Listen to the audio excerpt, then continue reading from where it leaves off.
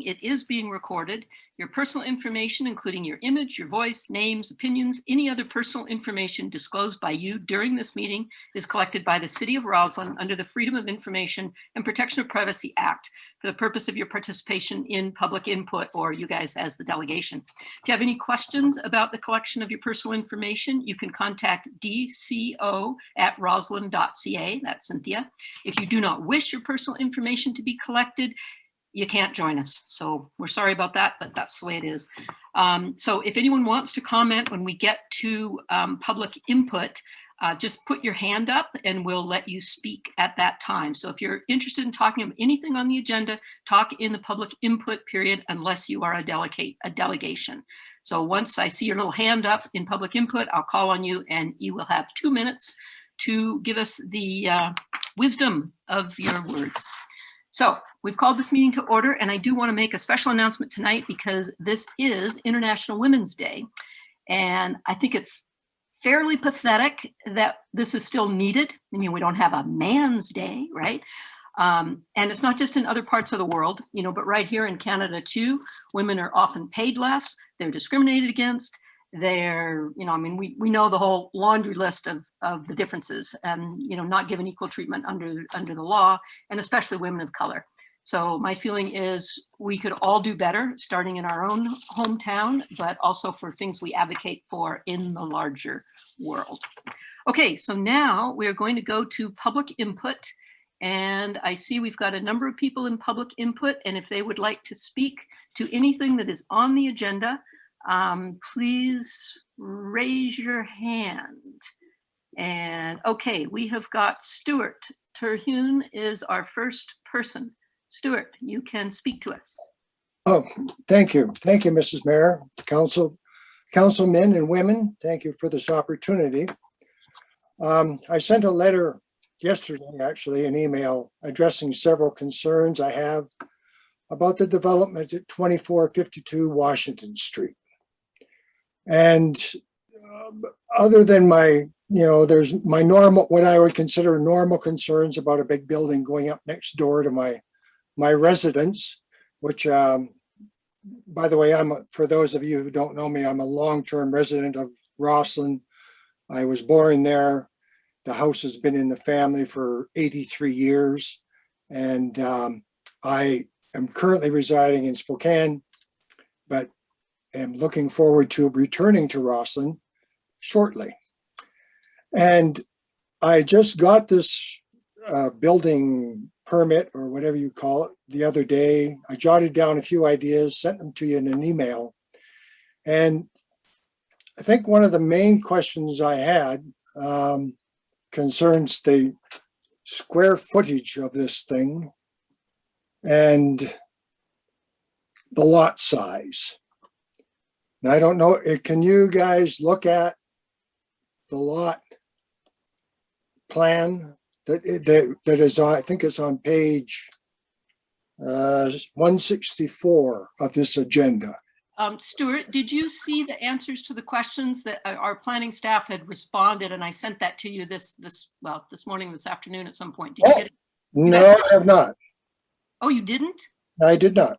Oh, that's terrible. That is terrible. Yeah, it's not in my inbox. I just checked that. Oh, you know what? I wonder if are you at that iCloud email address? Well, that should work. But stu911@mac.com is my for sure one, but they're all connected.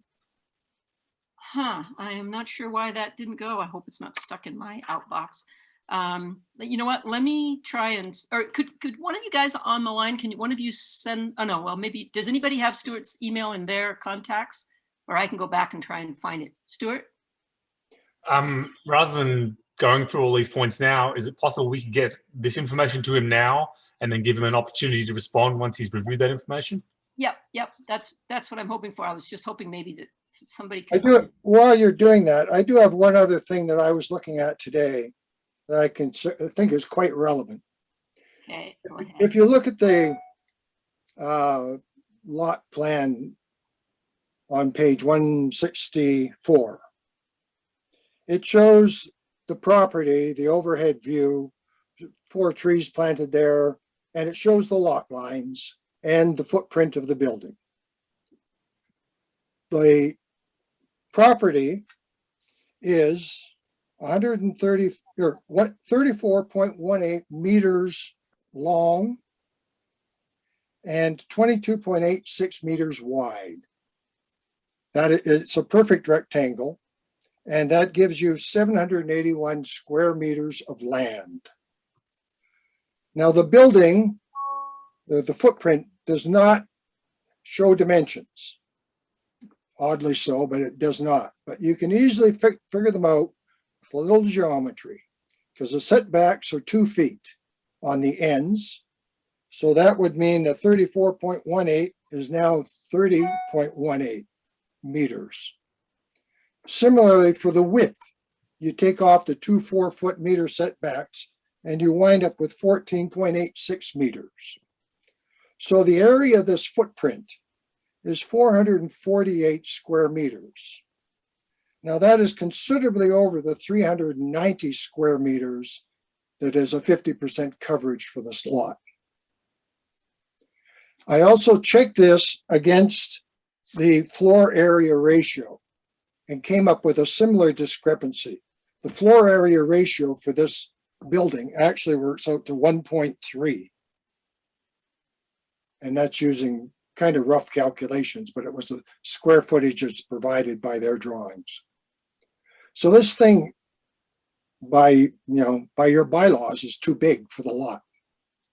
Okay, there was, I'm going to let staff, I'm going to let Stacy respond to you because she gave a rather complete response that I'm sorry you didn't get, and I'm still looking to send you the whole thing. But Stacy, if you could answer Stu's question about the size, I think it had to do with grandfathering. No, the grandfathering was for the size of the lot. What Stu's referring to is the square footage of the building in relation to the lot and the building parcel coverage. But what he's looking at is just a draft proposal of the design. The actual and the setbacks are being measured to overhangs, which isn't actually on the ground. It doesn't count as building parcel coverage. So the design will be reviewed at a building permit stage for all the applicable regulations to ensure that everything complies, including parking, building parcel coverage. It's all reviewed. At this stage, this development permit is just for the form and character, so what the building looks like. And we generally look at zoning to make sure they're on the right path, but it doesn't get confirmed until the building permit is issued. Okay, the look of the building is another concern or comment that I would have. I mean, I've been reading over your Midtown guide and suggestions for buildings, and there's a lot of examples. It was quite an interesting read, but I do not see any of the elements of your Midtown guide in this building whatsoever. This building, to me, kind of looks like a condo development down in California on the beachfront. It just does not, I mean, I can't see any design elements in that anywhere in town, much less in the neighborhood. Maybe the high school, but I'm not sure you'd want to aspire to that. Yeah, that's true. Stacy, do you want to comment on the look? I think these aren't final drawings at this point, right? We're just looking at general concept. Well, the look of the design is what this is for. The report outlines that how it fits the guidelines and where it fits the guidelines. I think I don't need to go through the whole report that went to council. It went through each guideline and how it fits. They are just guidelines. We don't want to have guidelines that specify specific regulations, must have this, must have that. It is how it generally fits within the guidelines is what we are looking for. And this is the application. This is the final way it looks from the outside. Okay. And Stu, we are going to be discussing this when it comes up on council agenda. So this is really the opportunity for you to express your concerns, and then council will have a chance to express their concerns, when we talk about it on the agenda. Yeah. And I'm going to move it forward when we get to adopting the agenda after public input. I am going to move it forward because I know there's someone else on the call that's here for this one as well. So, Okay. Would it be possible, I don't know, conversing with everybody, is it possible to converse with one or two people about these concerns and not tie up everybody's time?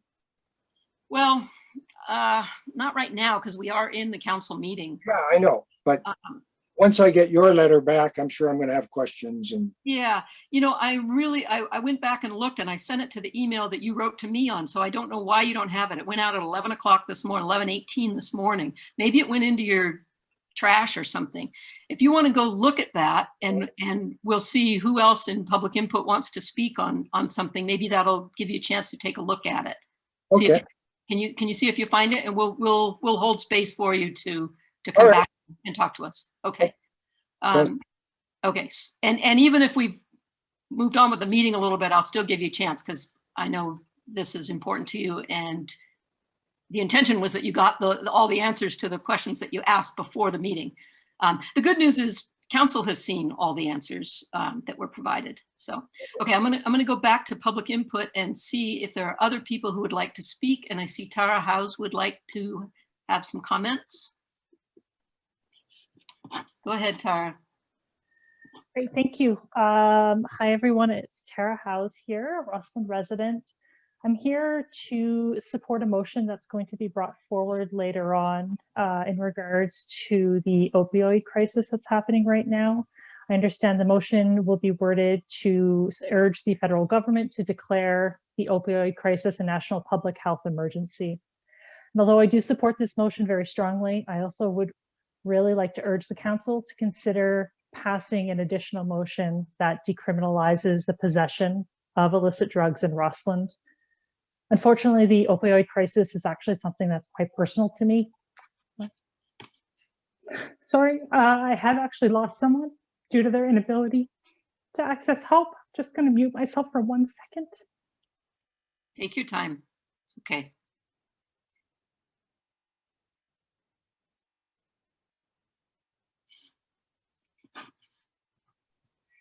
Thank you. And so although the passing of a motion to declare a public health emergency is valuable and it is important and words do matter, it really doesn't go far enough. We need to understand that every life is valuable and there needs to be actions associated with those words. Otherwise, it just becomes an empty gesture. Rossland has already proven to be a leader in climate action through things like the Sustainability Commission and receiving federal recognition for initiatives that are incredibly local and innovative. We now have the opportunity to be at the forefront of a social justice movement, and I would love and be so proud to be a part of a city that does that. Thank you so much. Thanks, Mark. All right, who else would like to speak to us on any matter on the agenda tonight? See, we've got a number of people here. And no hands going up. Now, the other thing about people being on here is I'm not sure what you're here for. So when I readjust the agenda to try and move some things forward so people don't have to stay through our 2 or 3 hour meeting, I may not know if I've got your item. So excuse me if I don't catch it. Okay, I'm going to hope that Stuart has a chance to read what we're looking at, but I'm going to go ahead and rearrange the agenda. And at this point, and maybe if you're if you're the attendees and I'm not moving your item forward, because the thing I'm moving forward is the development permit for the Washington Street property. If you're not here for that, you might let us know there. Okay, so I would like a motion to adopt the agenda and with the addition of moving the development permit 8B to item 7A. Move that up a bit. Do I have a mover? Okay, Andy and Janice, any other comments on the agenda? I'm looking in our guest list here to see if there's anybody. There isn't. Okay, all in favor of the agenda as amended? Okay, good. Yeah, sorry, LB, Tammy, Diana, you guys don't get to vote, but you know, we're glad to see you there.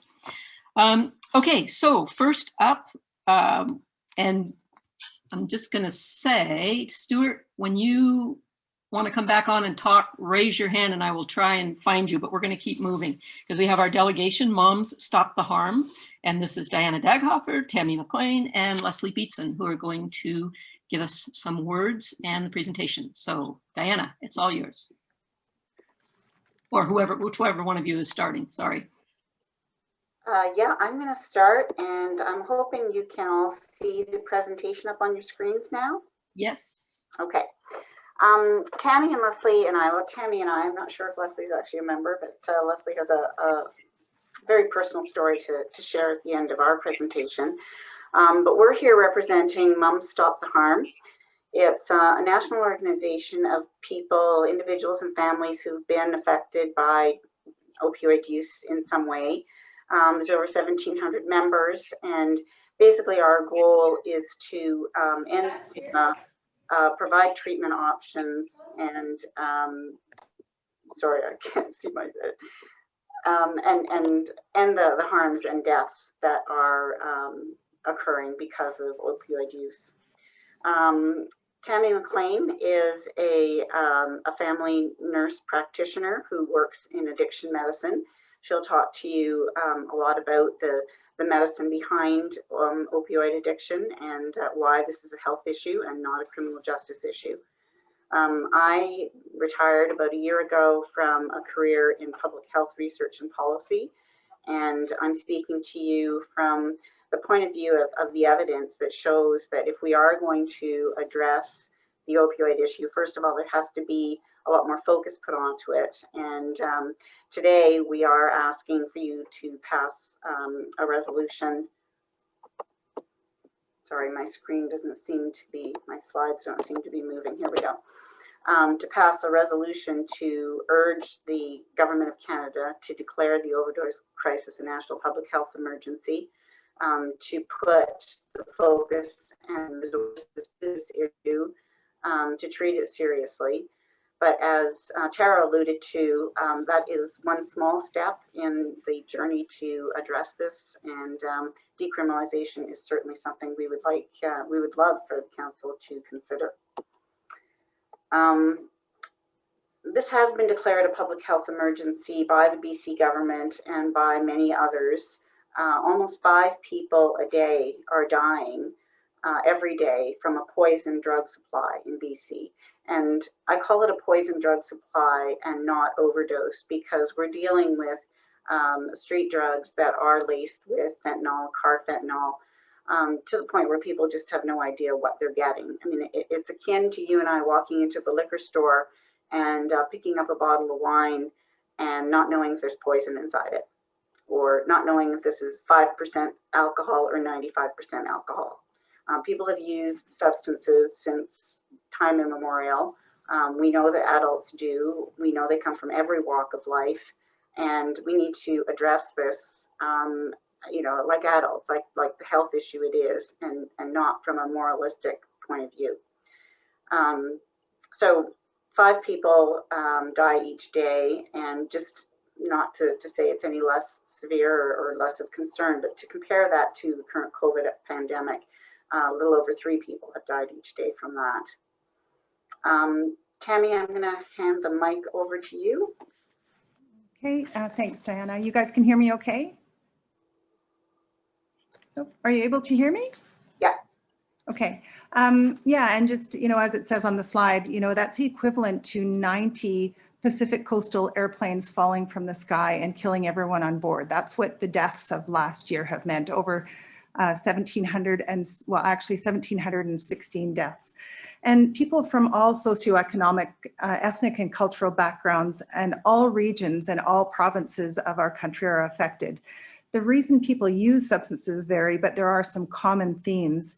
And especially for those who, you know, where, you know, use is problematic, it's because of the themes of physical or mental pain, trauma, poverty, and a lack of hope.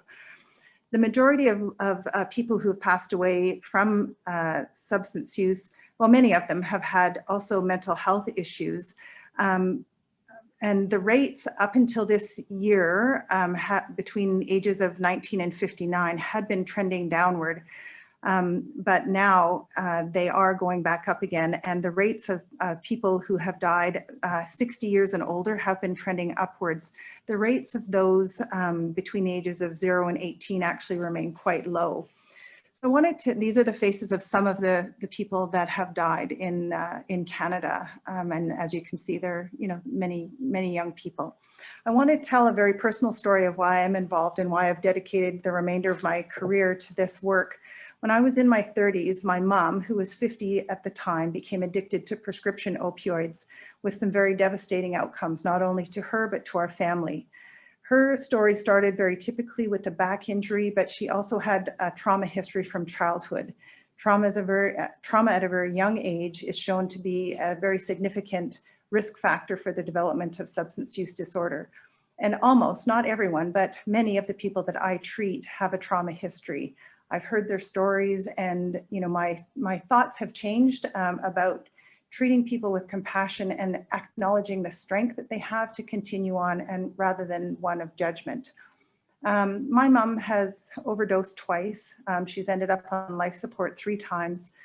She picked up a hospital-acquired superbug and lost part of her face, part of her tongue, all of her teeth, and she lives in chronic pain. For our family, I lost my mother, not literally, figuratively, just as I was becoming a mom myself. My children don't know their grandmother. There's a lack of acknowledgement from her around things like Christmas, birthdays, graduations, family visits, sharing between mothers and daughters. They haven't happened in 30 years.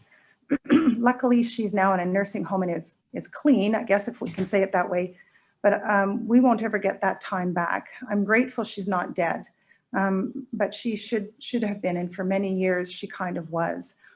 My mom's kind of, she's one of the kindest people that I know. She thought the best of everyone, and she would always tell me to be like Thumper from Bambi. If you can't say something nice about someone, don't say anything at all. And never would I have imagined that this was her life or ours. Shame and stigma prevented her from reaching out for help. Her saving grace was at the age of 78. After 8 months of being in hospital, she was placed in a nursing home and didn't have access to her drugs of choice. So finally now, she's clean. She's 82, not who you would typically think of as an addict. So I know substance use from a very, very personal place, and I'm grateful for the understanding that I have about addiction being a neurochemical issue and not a moral failing. It's easy to judge, and if it can happen to my family, it can happen to anyone's family. Next slide, please. So I just wanted to show you, this is 2015 map of British Columbia before fentanyl, illicit fentanyl, not medical grade fentanyl, hit the province. If you can go to the next slide. This is illicit overdose deaths in 2019, and you can see the dramatic increase. And then if you can go to the next slide in 2020, you can see how it's moving throughout the province. In 2020, there was 1,716 suspected illicit drug toxicity overdoses. This represents a 74% increase over the number of deaths seen in 2019. And just as comparison, there were 152 suspected illicit drug toxicity deaths in 2020. And now in January of this year, 165. So that's a 130% increase over the number of deaths that occurred in January of 2019. And fentanyl analogs such as carfentanil continue to be major drivers of the crisis. So we're finding street fentanyl in all of the drug supply. So everything from cocaine to ecstasy to crystal meth, even to marijuana. And so 85% of these deaths are accidental and involve the non-pharmaceutical. In BC, over 60% of the people who died from the toxic drug overdose were in the trades or weekend users. They were not your daily substance users whom we sort of typically in the media portrays as the typical substance users. At the Opioid Agonist Clinic, or OAT Clinic, treatment center in Trail, I see over 70% of patients for addiction.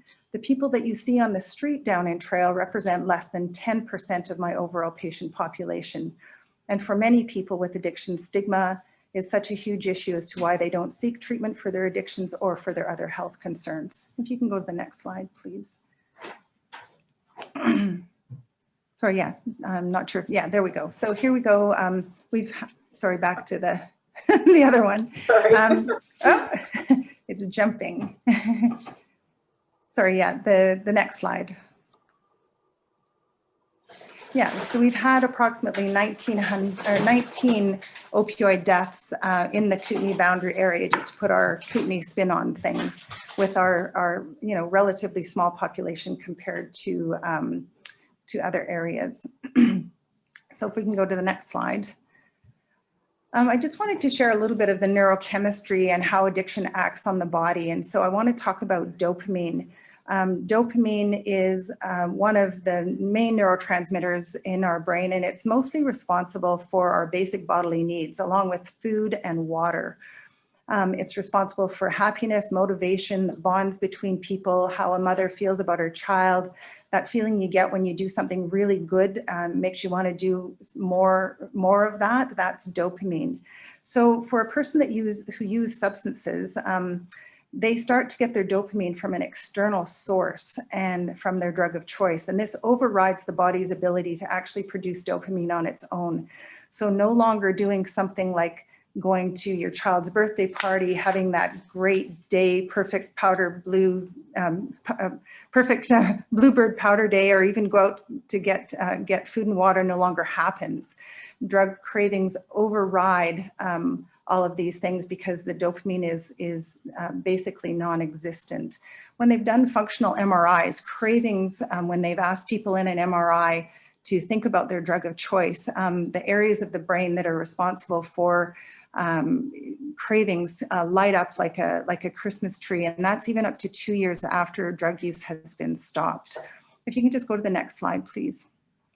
So this is a normal day. This is the level of dopamine. We can actually measure it, 15 nanograms per deciliter in a normal day for any person. And then if you go to the next, your best day, this would be or a bad day when you're just, having a down day, or, not really feeling like getting out of bed, it drops down to about 40 nanograms per deciliter. And then on a really good day, this is the day where you win the lottery. It's the perfect bluebird day. Everything is going your way. We go to about 100 nanograms, and we live within that range between 50 to 100. So if you can see what happens when we use marijuana, alcohol, or heroin, it jumps, those ones jump around 900, and then methamphetamines up to around 1100 nanograms per deciliter. The scale doesn't really show how big that jump is. We're not meant to live up there in terms of our dopamine. And so our body stops producing it, and the only way for people to get it is to get it through their drug of choice. And so the body is craving dopamine, and people go into survival mode, which leads them to sort of primal action. So this is where we see the behaviors of addiction. Things like stealing from the family, taking the credit cards, breaking and entering, pawning off prized possessions. The brain is telling them that they won't survive if they don't go out and get dopamine. And the thing that they know that has that feeling is their drug of choice. Addiction, it can be described in something called the Diagnostic and Statistical Manual. And this is how it's determined that a person has a substance use disorder. There's not a blood test that tells you this. It's all about behaviors. And so what we do see is the 4 pillars of criteria for defining addiction. So impaired control, so not being able to say no to the use of the drug. Social impairment, so how the drug use impacts relationships with parents, friends, spouses, children. Risky drug use through injecting, snorting, or inhaling can cause all sorts of serious health problems, such as overwhelming infections and abscesses on the brain or spinal cord, infections of the lining of the heart. And they're going to do it anyway because they need that dopamine. And then physical dependency, so that people will go into withdrawal if they don't get that drug of choice. I just wanted to talk a little bit about stigma at this point, because we see it in the language that we use. So people are called addicts compared to a person who uses substances. We don't call a person with cancer canceric, but we do have this language that comes around with substance use. And what I would like to say in terms of a model, in first world countries, when we go into a war-torn country, we try to help that country by providing people with first housing, then food and medical aid. We work on stabilization. But with people who use substances, we relegate them into the back alley without treatment and without hope. So Diana, I'll go perhaps pass it over to you. Thanks, Tammy. So as I said, we have a pretty simple ask, I think, today. It's one step on the way to end stigma, to provide treatment options that people need, and to decriminalize drug use. There's lots of evidence from countries who have criminalized that it saves lives. It puts people in a position where they can take control again, get involved in a treatment program, and get back to a normal life. If we look at Portugal, for example, overdose deaths since they've decriminalized have dropped by over 80%. HIV and AIDS diagnoses are much more part of equal to the regular population, and not half of drug users. Incarceration rates have dropped, so the criminal justice system can actually focus on criminality and not a health issue. And the per capita cost of drug use has decreased by almost 20%. And a concern that a lot of people have about decriminalization is that everyone will out and use drugs, and that's not what they have found in other countries. So that is certainly part of our long-term goal. We're not alone. As you can see from this list, there's a pretty prominent group of people who believe that decriminalization is part of the solution, including the Canadian and BC Associations of Chiefs of Police, the Association of Social Workers, Dr. Bonnie Henry, our Premier. The City of Vancouver has passed a resolution requesting an exemption from the criminal code to allow for decriminalization within the city, as have Montreal, Toronto, and a number of other cities are looking at it. So this isn't anything radical.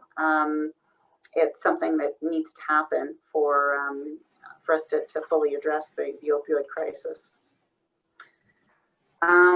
Today, we're asking you simply to send a resolution to the Government of Canada. We've provided draft wording for that resolution to declare the overdose crisis a national public health emergency. Longer term, you see the list of things that still need to happen. Certainly addressing poverty, homelessness, and mental health issues is a very long-term intransigent problem, but it's something that people who work in addiction and who basically work in equity are all working towards. So we're not alone in that. Just to give you a sense for where Tammy and I would like to go from here, as she said previously, this is not a problem that is limited to Trail or to our region. We may not see drug users on our streets, but Tammy can certainly attest to the fact that they show up in her clinic in Trail. This is a problem that is regional. We work and play in Trail. We send our children to school there. We shop there. We're all part of the same community. We may have different municipal names, but we're all part of the same community, and I think we need to work together. And that's where Tammy and I hope to take this, to work with colleagues in other communities, to work together and put together a West Kootenai solution that's part of a provincial and national solution towards the opioid crisis. We do have the power to end this crisis, to certainly stem it significantly, to save the lives of people we love, and sometimes people we don't even know. LB, I'd like to hand the mic over to you to speak about your experiences.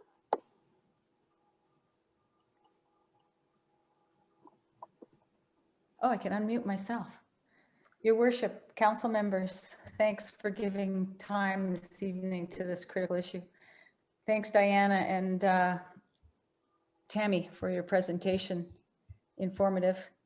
Can you not share your screen so I can see everybody from the PowerPoint? Sure. Thanks. Yeah, good. So I'm compelled to tell you about an experience I had last week. Terry, it was a couple hours after seeing you and Elmita on Wednesday afternoon. I was driving in my truck and Trail, and I'm a little wired up like I was after the incident, after hearing Tara House at the beginning of the meeting, never mind getting a little bit triggered by the presentation. So there was a guy splayed out on the road like a scarecrow that dropped from the sky in the middle of the intersection by the Arlington Inn Trail. And at a glance, I could see a group of people standing there and somebody on the phone, but nobody touching him. Without thinking, I pulled over, put my mask on, and ran over and looked for breathing and heart rate. And a woman at that point with an unlit cigarette hanging out of her mouth was starting to do CPR. And she said, "I don't know what I'm doing." And I said, "You know, you're doing great. I'm going to take over in 4, count of 4, helped her with the counting, took over, started doing compressions on the guy's chest. I can tell you this man was dead, dead, dead. No pulse, no breathing. His skin was pasty color, like the color of a ceiling in an apartment that's painted white after somebody smoked in the apartment for 30 years. Some of you may have seen people who aren't alive anymore before. I'd never seen anything like this. And after several compressions, he starts exhaling. And at the time, I think I'm just pushing air out of his lungs. But the noise turns into kind of a gurgly snoring noise. And then I feel his heart under my hands. And his heart doesn't only start beating, but it starts beating really rapidly. And so he's back, and I stop, and now I'm speaking to him, and he's trying to open his eyes. He can't really do it. And when he does, his eyeballs are rolling up into his head. And speaking to him saying, you know, you hear that siren, there's help coming. And I hear myself saying, "Stay with us now, stay with us." And I think I must have got that from the movies, but that's the words that were coming out. And, you know, I got up and spoke to the first responder who got out of the fire truck that was there first, told him the guy was breathing and tachycardic, and you know, that he'd overdosed. He was clutching a small dirty glass pipe in one of his hands on the road. And first of all, you know, I had no idea the CPR really worked. So I had taken it and retaken it when I was younger as a lifeguard and as a coach. And you know, and even when I intervened on this fellow, I thought I was just doing what you do until the ambulance gets there. I didn't really expect, you know, him to start breathing and living. I'm really grateful that he did. And why I'm feeling compelled to tell you this story is because of the response, because of what happened afterwards. So I was physically sick, like nauseous, and felt like vomiting. And I guess that's a response that you might have. I didn't know what to do with myself. I had more errands to do, and I didn't feel like I could do it. So I chose to go to the liquor store. Probably not the healthiest response, but I'm guessing not unique. And I go in there, I'm alone, and when I'm actually eyeing up the tequila, thinking about what might help me, which is interesting given the part of the presentation Tammy showed about dopamine and relief from things. And as I'm checking out with my little wimpy 4-pack of gluten-free beer, I'm dying to tell somebody what happened. You know, I'm all alone with this right now. And so I tell the cashier, I say, you won't believe what just happened. And I tell her, and she says, wow, that happened to me last week.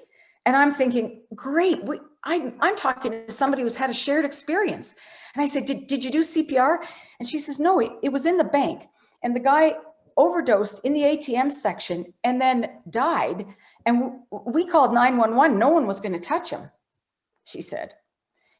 And then my next telling of somebody was telling a good friend who I'm sure not really conscious of this response, but her first response to me was, well, you'll have to get tested.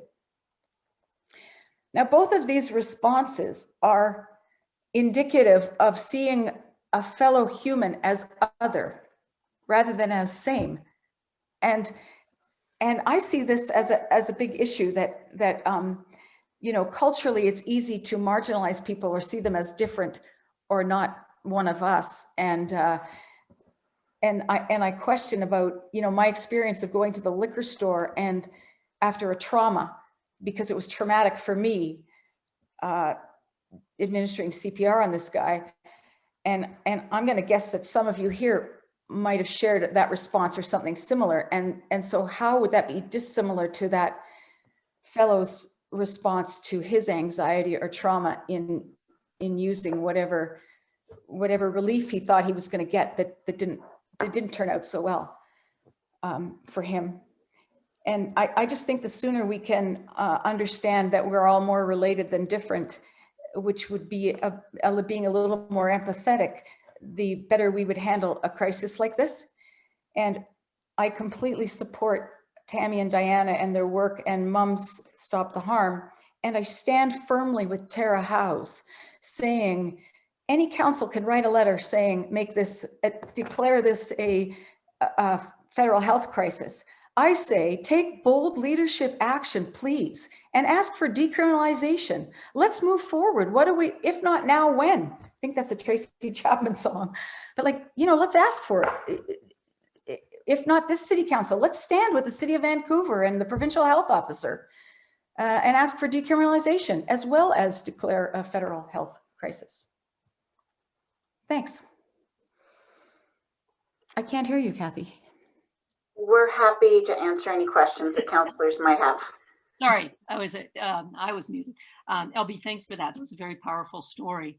So I'm going to ask council, does anyone have any questions for the presenters? We will take this. Oh, Dirk has, before I get into Dirk's thing, we hear a delegation and then we give a decision on what we're doing at the following council meeting, which will be April 6th in this case. So Dirk. Yeah, that was powerful. Thank you all. Just wanted to know, was there a reason why the request for motions was scaled back? As I understand it, we were originally asked for the decriminalization and the health crisis, and then it scaled it down a little bit. Was that just curious? I can speak to that. Tammy and I both reached out to various people in the community to talk about our aims, and we were discouraged from asking for decriminalization. I think partly because of what I was speaking to earlier, the fact that we need to deal with this regionally. It would be difficult for law enforcement to work with one small community as decriminalized and have to address other communities in other ways. The RCMP did assure us that they are not currently charging people for simple possession. When they do lay charges, it's generally because the drug use is part of a larger criminal activity, which is great to hear, but we were also told that that's not commonly known. So I think the risk of criminalization is still very much stigmatizing. It still prevents people from coming forward for treatment or for support. So decriminalization is definitely still part of our longer plan. That's certainly what we want to work towards, but we feel we need to work towards that in harmony with other communities in our area. Tammy, did you want to add anything? You know, I 100% support the second resolution that we haven't put forward to the council. And, you know, I want to make sure that people know that decriminalization is not legalization. But what it does do is free up resources so that the RCMP can go after organized crime and what have you, and that we can rejig the money that goes to the criminal justice system to work towards support for people with substance use disorders. In our area, we have no treatment facilities. It takes about 8 to 10 weeks to get into treatment in a publicly funded facility. If you want to go to a privately funded facility, you can get in somewhat sooner, but it's going to cost you between $10,000 and $30,000 for around a 30 to 90 day stay. So we need to really be looking at how do we resource this crisis adequately. And one of the ways to do that is to move funding to areas where we know it does help people. Criminalization, you know, we've treated people harshly. Our systems have, not you know, necessarily us individually, but for a long time, the war on drugs is a failed war. And we need to really be looking at how do we do this differently to save lives, because it is our friends, it is our sons, our daughters, our mothers. These are the people that are dying. And when are we going to make the big changes that need to be made? Incremental isn't really going to cut it. I think there's a difference that we can do too, is that we can if it's the will of council, we can go forward with a letter, you know, to the federal government declaring the opioid health crisis, and we can also ask for decriminalization. But to do just decriminalization in Roslyn without those other supports, without those health supports to get people the help they need, creates a whole nother level of issues. But I think there's more that we can add to the letter that you guys, the template that you guys provided us, should council choose to go forward with this. Okay, let's see, I saw a couple hands up. Andy first and then somebody else, but Andy, go ahead. So I like the idea of the regional collaboration, and I'm wondering if we're in a position to be able to support this letter, this other motion, noting that it's actually going to our partners, our regional partners, so that, you know, from community to community all the way through the Lower Columbia, I would think is where we would start. And then, you know, I would think Roslyn would be quite happy. And I mean, I'm speaking for the council, but we would probably be quite happy to put our name on the list as supporters to a regional collaboration. Yeah. Okay, so right now we're going to have questions for our presenters more than we're not really having a discussion about it right now. We will have that, but we're going to keep going. So does anyone else have questions for the presenters? Janice.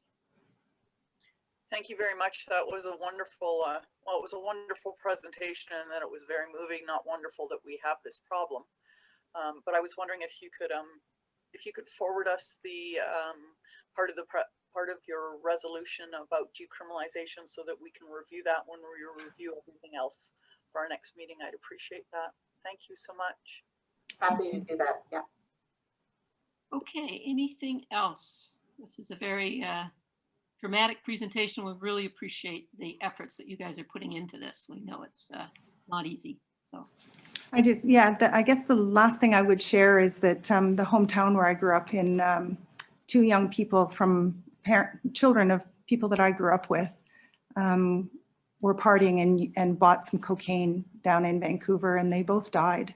So their funerals were today. And so I've been holding that in my heart today, because they're this, you know, similar ages to my children as well. I mean, a little bit older, 25 and 27, but they're both gone because of the toxic drug supply. And I can't imagine as a parent what that must be like. no, At all. yeah, that's awful. All right, thank you very much, and we will excuse you now as panelists. And Thank you. thanks a lot for coming. I'm going to go back to our group here and see, let's see. Okay, I don't see Stuart there, so hopefully he got his questions answered.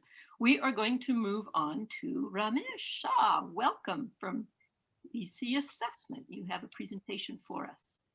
Thank you very much. I appreciate your time. Hopefully everyone can hear me. If you can, just give me a little thumbs up. Perfect. I'm just going to start sharing my screen now. And so I just wanted to sort of give you an update on the 2020 assessment role and a little bit of an overview of BC Assessment in general. So a couple of small items about BC Assessment. There's a little portion about how we do valuation. There's some part on classification. There's a few important deadlines that I just want to make everyone aware of. And we might talk about sort of what's gone on in terms of appeals over the past few years. So BC Assessment was formed in 1974. We're a Crown corporation. In 1975, we had just under 900,000 properties assessed provincially, and now we're over 2.1 million properties that are being assessed. The total value of those 2 million properties is just over $2 trillion. And what that allows is communities like yourselves to raise revenue to fund municipal operations. It's an integral part of it. And BC Assessment is a little different from some other assessment organizations around the country because we're separate from the municipalities themselves. We're a crown corporation. Our legislation enables us to work all over the province and serve your needs in a very efficient way. Just talk briefly about market value. So we actually produce a what's referred to as an ad valorem assessment roll, so at market value. Some other organizations around North America might assess properties at say 20, 30, 40% of market value, but we aim to be at market value every year. We also produced an assessment roll this year for the 2021 roll, which was a little bit different from other organizations throughout Canada. A number of organizations chose not to produce an assessment roll because of the challenges surrounding COVID-19. We felt it was important to reflect market value as of July 1st, the same as we do every single year. In terms of how we value properties, there's really 3 different ways of valuing properties. The first one I'll talk about is the direct comparison approach. It's fairly straightforward. So we look at what properties are selling for. In this case, this is probably a strata title property. And you look at what it's selling for maybe on a per square foot basis. So we've got a property that's assessed at about $225 a square foot. You've got a number of different sales selling for various prices per square foot. That's not unusual. 2 people will sometimes pay a different price for the same property, or at least offer a different price for the same property. At the end of the day, we look, properties are selling for about an average of $233 a square foot, and we feel that we are reflecting the market value on that property. The income approach is another important approach to valuation, and that's looking at what kind of rent, what kind of income you could possibly get from a commercial property. So in this case, we've got a property, it's maybe 2,000 square feet, and we think we could probably get $10 per square foot. That's sort of what our reflected going rental rate in the market might be. So then we'd look at that 2,000 square feet.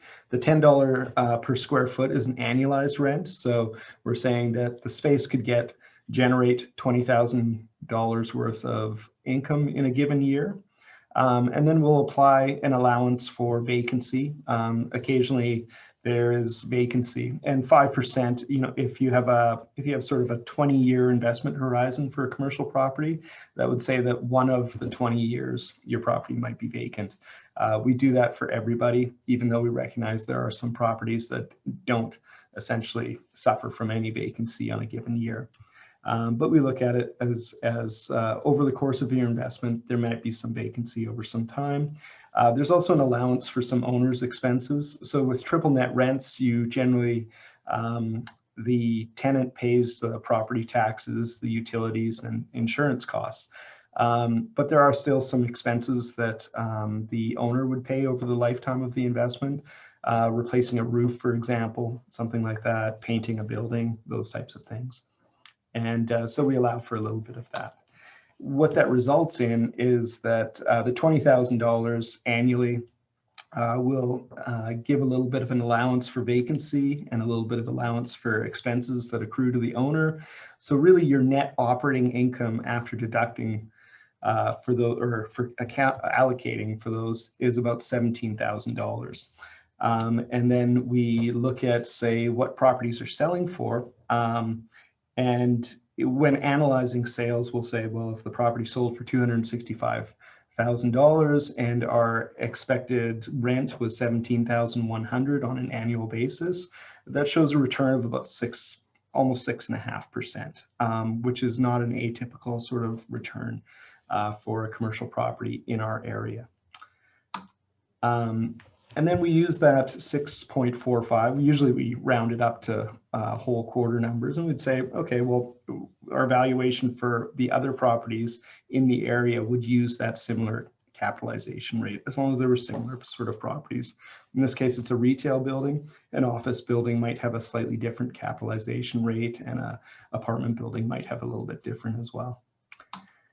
The third approach is the cost approach. So essentially, what would it cost to replace this building and land? And so how much is it going to cost to build a new building? We depreciate the buildings that are valued using the cost approach annually. And we reflect current market value of the land. So the land is always at market, and the building values, if they're valued using the cost approach, would depreciate a little bit, because as they get older, they're maybe a little less valuable. There's other factors that sort of come into play, sort of land use controls. That's the type of things that you discuss very often, I think, in terms of rezoning or development variance permits.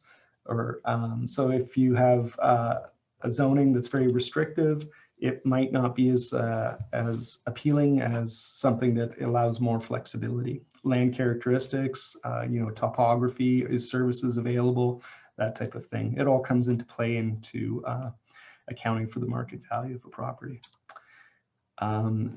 We use highest and best use when we value properties. So if you've got a house that's sort of not in good condition, and the best use of that underlying land is to redevelop the property, that's how it would be valued. So there are some properties that have a land value that's actually higher than the potential income that you could get from it. And in those cases, we would probably reflect the cost approach on that.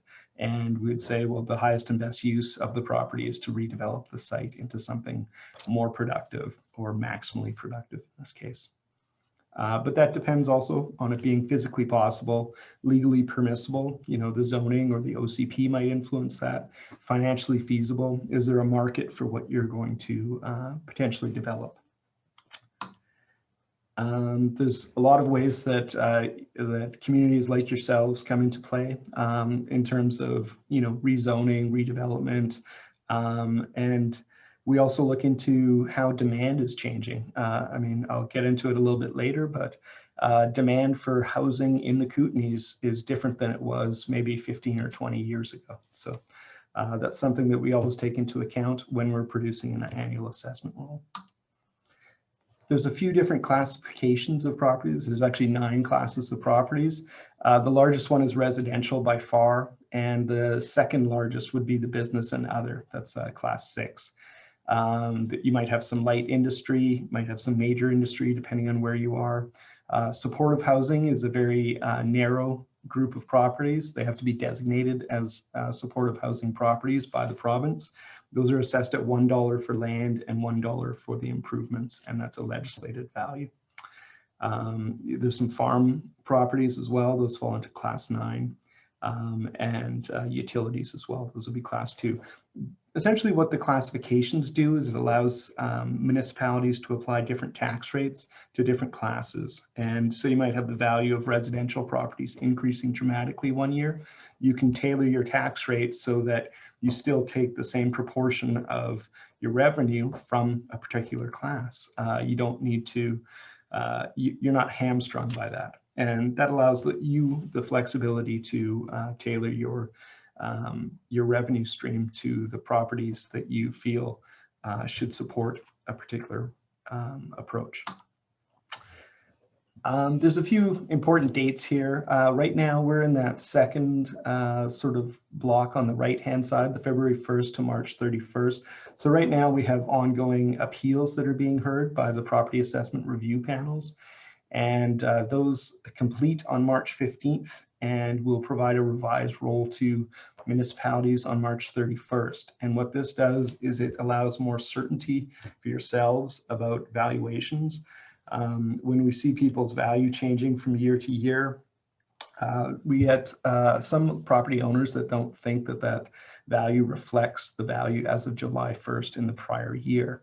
And they have an opportunity to be heard and to present an appeal. It's heard by an independent party or three-member panel, and they'll provide a decision, and that gets reflected on the revised roll. So once that occurs, there's very few appeals after that point. There is a second level of appeal that's on that bottom box there, April 30th. That's the deadline to appeal to the Property Assessment Appeal Board. It's a much more formal level of appeal. Generally, appeals are heard by way of written submission, but those can drag on for a period of time. They're not generally resolved in as short of a time frame as the PARP hearings. October 31st is an important date. We provide a value as of July 1st, but October 31st reflects the physical condition of your property. So if you're building a new garage, for instance, and it's part complete on October 31st, that's what would be reflected on the following year's assessment. And then when it gets completed the following year, again, that would be reflected on the following year's assessment notice.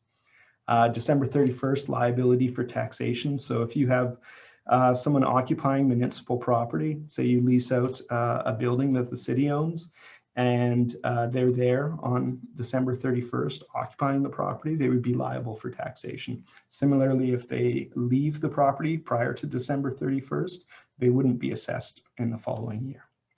So that's just an important date for you folks specifically. This is a fairly basic slide. Sort of your assessed value times the property tax rate determines your property taxes payable. And as I mentioned, the property tax rate can be different for various classifications of property, and the assessed value is often different for various types of property just because they're either valued different or they have different characteristics. One of the things that we get asked a lot about is the impact on value changes and taxes. This is a very common question that we get from property owners, and essentially the difference in the change in your property's value relative to the average for that class is what's important, and that's what will likely determine how your taxes change. So if you go up at 20% and everyone else in the community is going up at 20%, it's likely that you're not going to see a dramatic change in your property taxes. But if you go up higher than the average, then you will likely see an increase. Similarly, if you go up lower than the average, you might see a decrease, in fact. In terms of the provincial role, so as a province, we increased the number of properties slightly, about 1% over the last year. Total value changed by about 3.9%, so not a huge amount. As I mentioned, it's just over $2 trillion. The third section, which is non-market change, that actually decreased over the prior year. And there might be a number of factors that come into play on that. Non-market change refers to new subdivisions, rezoning, additional value that's created that isn't related to market movement.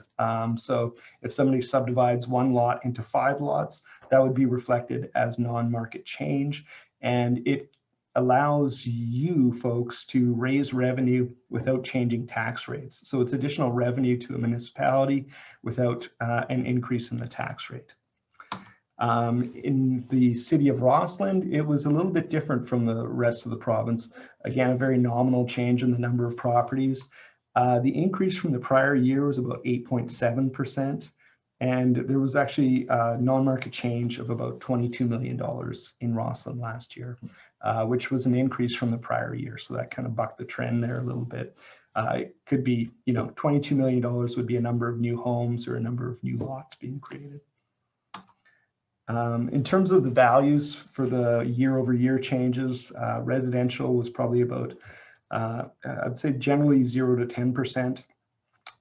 Strata was a little bit more, about 10 to 15%, and commercial and industrial was fairly stable. We feel that any change of 0 to 10% is actually a very stable assessment roll. So changes like that are fairly stable.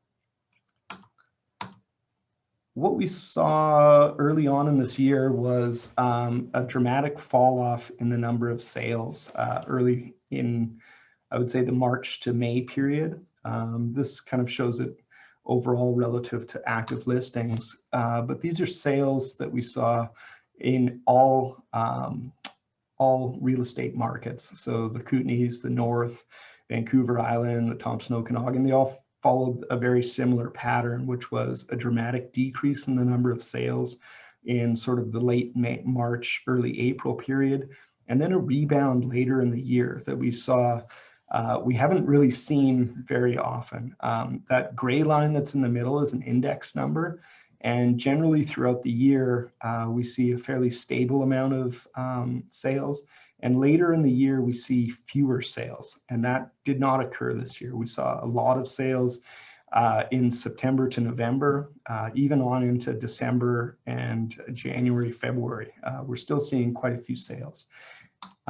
This was the sales in January 2021 for the province. Again, this is various real estate boards, but the pattern is very similar. So the numbers in italics are the percentage change over the previous year.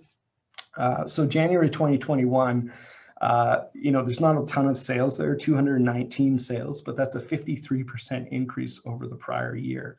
And you see that down all across the board there. The average is about 63% change, and the prices have increased somewhat as well. So the average selling price for a single family home in the Kootenays was over $400,000. And that represents an increase from the prior January. So it's a small sort of sample, but that's an increase of 28% over the previous January. When I look at sort of sales, this is single family sales. Again, this is in Rossland itself. So previously we were talking about the Kootenays as a whole. So Rossland itself, in February of this year, average list price was about over $500,000 and the average selling price was over $500,000. Apartments, slightly less. Year to date so far this year, again, over $400,000 for the list price and over $400,000 for the average selling price, which is up quite a bit over last year, but there's very few sales, so you might take that with a grain of salt. But houses, are looking like they're over 500,000, and apartments are over 400,000 at this point. This is July 2020 sales, and you'll see a fairly low number of listings. And again, the average price, this is for single family residential dwellings, average price over $500,000. The median price is right around $500,000. And when you look at it compared to previous years, it's really dramatic. When you see the change that's occurred over a decade, that's about 10% per year, slightly more than 10% per year. And it's a dramatic change for our region. I mentioned the appeal process. We're in the middle of the third box there, the hearings for the first level of appeal. Generally, that's where most appeals sort of end. There's very few that go on to the Property Assessment Appeal Board, but we might have some, but we'll reflect those in the revised roll. These are the actual numbers of folios that are appealed as a percentage of the total folios in the area. So generally, provincially, we're just slightly over 1%. And for Rossland, it's usually a little bit less than that. But essentially, what that tells us is that 98 to 99% of people are accepting their assessments and are not contesting it. So that we don't get a lot of appeals in our area, but there are some from year to year, and it changes from year to year. We work with local governments in a number of ways. One of the new ways that we started this year was having electronic file sharing, and we really encourage this, especially when it comes to either building permits or building plans. It makes it much easier for us to pick up information and add new construction to the roll. So that counts towards non-market change, which again is something that really allows you to have additional revenue for your communities without changing the tax rate. I will just have a small plug for our website here. It's got a lot of good information on it. There's a lot of really interesting videos that sort of go into a little more detail about how assessments are conducted. The assessment search tool is very, very popular. Every January, it gets more and more popular, and more people will go to our website to find out what their assessment is rather than waiting for the notice to come in the mail these days. So if you have any questions, I'm happy to. Council, anyone have any questions? Janice, you're up. Thank you very much. Very interesting. I actually have three questions, but one's a two-parter. So my first question was, where do you get the total income info for properties other than Class 1 properties from? What's the source of income? We do annual mailouts. Well, there's actually more. There's actually multiple ways. When properties sell, we'll generally ask the vendor or purchaser sort of what kind of revenue was the building getting, especially for commercial properties.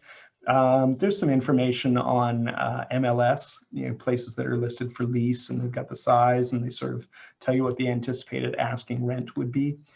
We do conduct mailouts as well to about a third of property owners each year. And we ask them what kind of rents are you getting and what kind of expenses are you paying. And that's a main source of information. So about once every 3 years, a property owner would expect to get that. And is the capitalization for capitalization purposes of a property sells, do you stretch that over 20 years when you're calculating the capitalization rate, or? It's more of a point in time, and you're looking at this transaction. Say it's an apartment building, and someone's purchasing an apartment building. What are they expecting to get at that point in time when they're purchasing? Because they will change from year to year. I know, over the last 3 or 4, maybe even 8 years, we've sort of seen a decrease in capitalization rates over time, and part of it is there's less commercial properties out there to buy, and so property owners are competing with, or purchasers are competing with each other in some cases. It's not unusual to see multiple offers on a property, especially a good quality commercial property, whether it's a well-managed apartment building or a high quality office building where you've got low vacancy. That's something that people are very interested in, especially the multifamily apartment market. There's buyers all over British Columbia, in fact, all over North America, that are looking for those property types. And then my last question was, and you may not know the first part, I was going to say, when is the last recorded sale of a class 5, 6, 7, 8, or 9 property in Rossland? We know house prices or housing class 1s sell on a regular basis. And then how do you assess a very stable and inactive market like that? If you don't have properties changing on a regular basis, it must get a little challenging. This is a very good question. And at first I was going to say that December 2020 was the last commercial property sale that I may have seen, but there might have actually been one this year in the 2021 period already. But the commercial market is of the sort in the Kootenays where if someone's looking to buy, say, a retail building or an office building or a multifamily apartment building, they are likely not just constraining their search to Rossland. So things that happen in Castlegar or in Trail or in Nelson or Grand Forks will also influence those types of decisions. So you might not have a sale in a given year of a certain property type in one spot, but you likely have some sales elsewhere. So I would describe it as if I was doing a commercial appraisal and I didn't have any sales in Rossland of a mixed use, ground floor retail with apartments above it, I might go look at Trail and see what properties are selling for there, or in Grand Forks or in Castlegar. You sort of have to widen your net. You might make some adjustments for that, but sometimes those adjustments are already in place in terms of the rent. The rent that you can get for an apartment in Grand Forks is likely not the same as the rent that you can get for an apartment in Rossland. And so some of that is baked into it. And then you're just simply looking at what sort of expected rate of return people are looking for.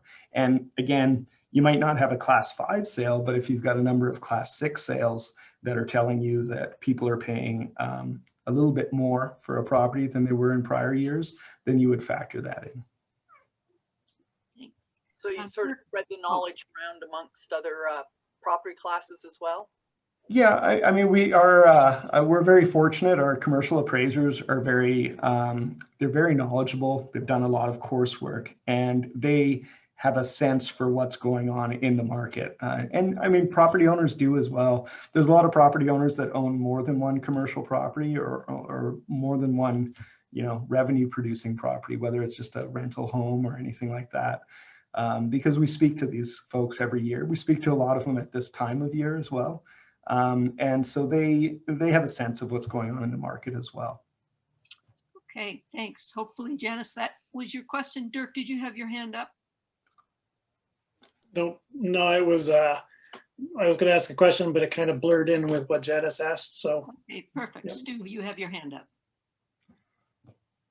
Yes, I do. I love your website, and in valuation time, I look at it and make all sorts of comparisons, and try and identify how my property compares to the properties around me.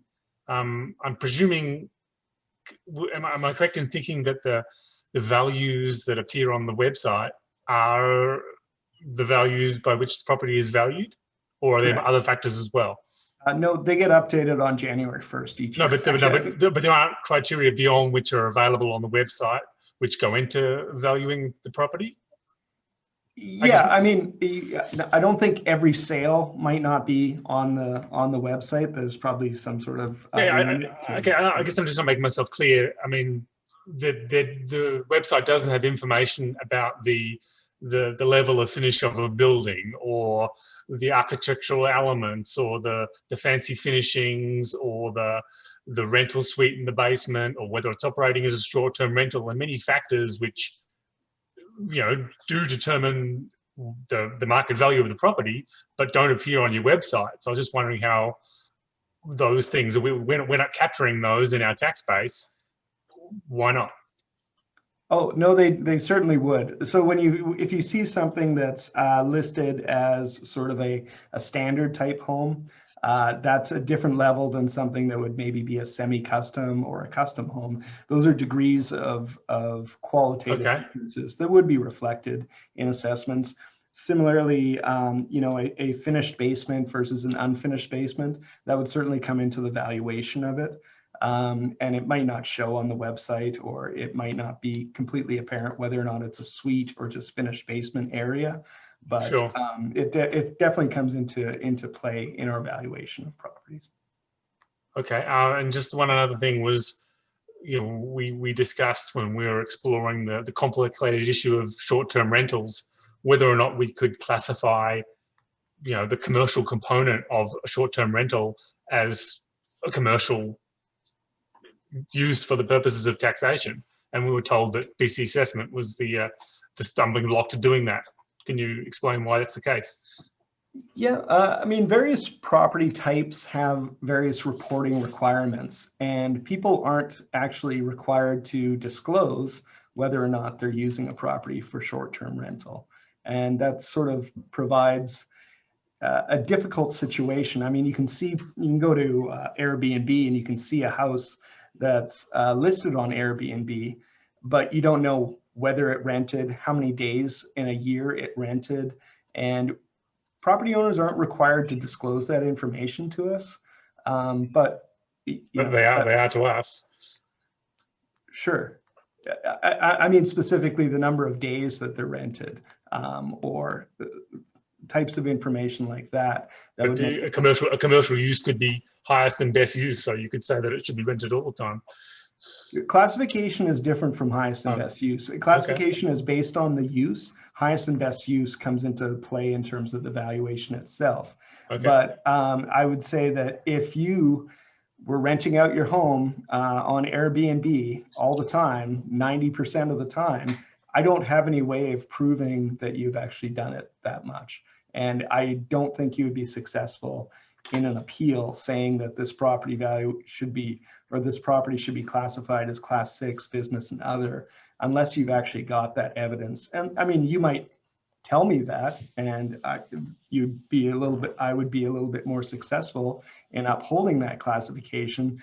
But until you've got, say, either a reporting requirement or things like that, it's very difficult for us to say with certainty that your property should be class 6 business and other, and someone else who might also be doing the exact same thing is class 1. There's an equity issue there. You can't treat just one person. Like I wouldn't treat you, Stuart, differently than I would treat anyone else on this call. And that comes into play as well. It's a very complicated situation, and it's not as simple to just apply classification. One of the things that we don't want to do is put a whole bunch of people in class 6, have them appeal their properties and have that changed back at some later point, because that's not serving your interests as well. When you're setting tax rates, you're generally setting the tax rates after you've received the revised roll. If there's a whole bunch of uncertainty in terms of classification that's out there, that makes your ability to forecast much more difficult. I mean, it's a very complicated sort of topic, and it's something that's been ongoing. And there's possibility that things will change over time as legislation evolves. But things like Airbnb and short-term rentals, it's a fairly new phenomenon, and the legislation that we're dealing with is maybe 30 or 40 or 50 years old. So. Well, it has been an interesting topic for us, for sure. Oh, I'm sure it has. Okay, I'm going to see council. Are there any other questions? And we really appreciate Ramesh's time here. That was great. It was a great presentation. So I'm not seeing any hands. So I'm going to say thank you very much. We'll maybe see you next year or the year after. Thank you, folks. Have a good day. All right. Good night. Okay, council, we have the adoption of the minutes from our regular meeting, February 16th. And this is to adopt. Do I have a mover? Hands up, Andy and Dirk. Any question, comments? All in favor? Hands up. Okay, good. Okay, now the next thing, we moved our development permit for Washington Street forward. And I think Justin's on the line there, very patiently waiting for this. So that is, if you will turn to page 155 in our agenda package. So that is that we issue a development permit for the proposed development on Washington, and I'm not going to read all the conditions, but it's dimensions, landscaping, landscape performance bond, and upgrading, maintaining alley. Do I have a mover here? And then we'll get into discussion. Mover? Chris moves it, a seconder. Andy seconds. Okay, Chris, you want to start out with your comments? And you're muted. You're still muted. No comments at this time. Okay, Andy, how about you as the seconder? Yeah, I have some concerns about the impact, the size of the building, the number of units, specifically associated to extra traffic in the neighborhood, vehicles on the road, and I'm concerned that taking a one lot or a one building lot, turning it into 5 is too great an impact for that particular area, especially Washington. And as we know, we've been hearing through the winter the challenge of extra traffic in that area. And I'd like to see it downscaled to some extent, and reduce the actual number of units that are on that lot. Okay, who else has some comments? Spencer, Stuart. Yeah, I think we've been looking to diversify our housing stock. It's been pretty challenging to get multi-unit developments off the ground. I like this one. I had a bunch of sort of more technical concerns, but I think they were all addressed in the voluminous correspondence today. Yeah, I don't have any further concerns. I like it. Okay. Who else? Dirk. Yeah, I echo Andy's concerns. I think it's too much and too big. I walked past it, and in the report it said that the house to the north would not be that impacted, but honestly the house to the north is not that much higher. And that many vehicles in and out of a really narrow lane just doesn't seem like it will work. I've lived in a townhouse where you had to park front to back with 2 cars, and with a lot more space, it was a serious pain in the butt. So I don't really see that working. And then the parking stalls themselves, the best I could figure is it's 5 meters long, and you need a Honda or a Subaru Outback or smaller to fit in 5 meters without bumping out into the lane. So I don't see it working. I think if this were like Andy suggested, smaller, actually mixed, not just 5 3-bedroom units, but you know, a studio and a 2-bedroom and a 3-bedroom, it would make more sense. Parking, scale, everything. This just seems very big. Okay, Chris. Yeah, I have the same concern, and mine's more around guest parking, and everybody likes to have a little bit of people over every once in a while. Where do they park?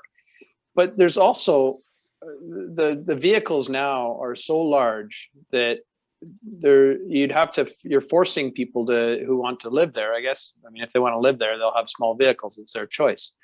But I agree with that. The parking is somewhat suspect, but I really like this, what they're planning to do here. I don't know if there's any way around it. Okay, Terry. Yeah, I like the idea of diversifying our housing mix here as well. So I generally like, in principle, like the idea that we're providing more variety in our housing mix there. Yeah, the parking and the vehicles are, I question how that's going to work. I think that, you know, I hope we're moving to a day when there's fewer vehicles. I might be dreaming, but I'd be interested in Stacy and the planning piece around the parking. It's a question for me, less of a concern. Okay, Janice. Oh, I went back, I went way back and looked at, Stacy had graciously provided us, the planning department had provided us with a sort of a flow chart of decision making. And, you know, I noted that this project conforms to our OCP, all our zoning and building bylaws, the development permit area guidelines. They're not asking for a variance. It all actually fits as it should. I also have some concerns about the parking. It says in the staff report, it said there were 12 spots, but I only see 10. Maybe I'm just not reading the plans properly. And for sure, the exit from 5th Avenue onto Washington will be a challenging one. So the traffic will tend to flow by on Jubilee past the school, I would suspect. Andy, did you have your hand up again, and then Stu? Yeah, the timing for my opportunity to take a look at this physical property today was about 2:30, and I'm pretty sure I saw Dirk's van up there. If not, it was a similar van.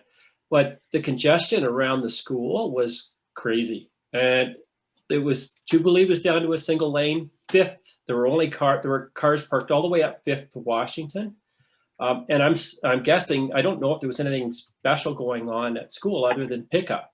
And I was just thinking, holy smokes, you're adding another potential 10 vehicles to that neighborhood, that block right there.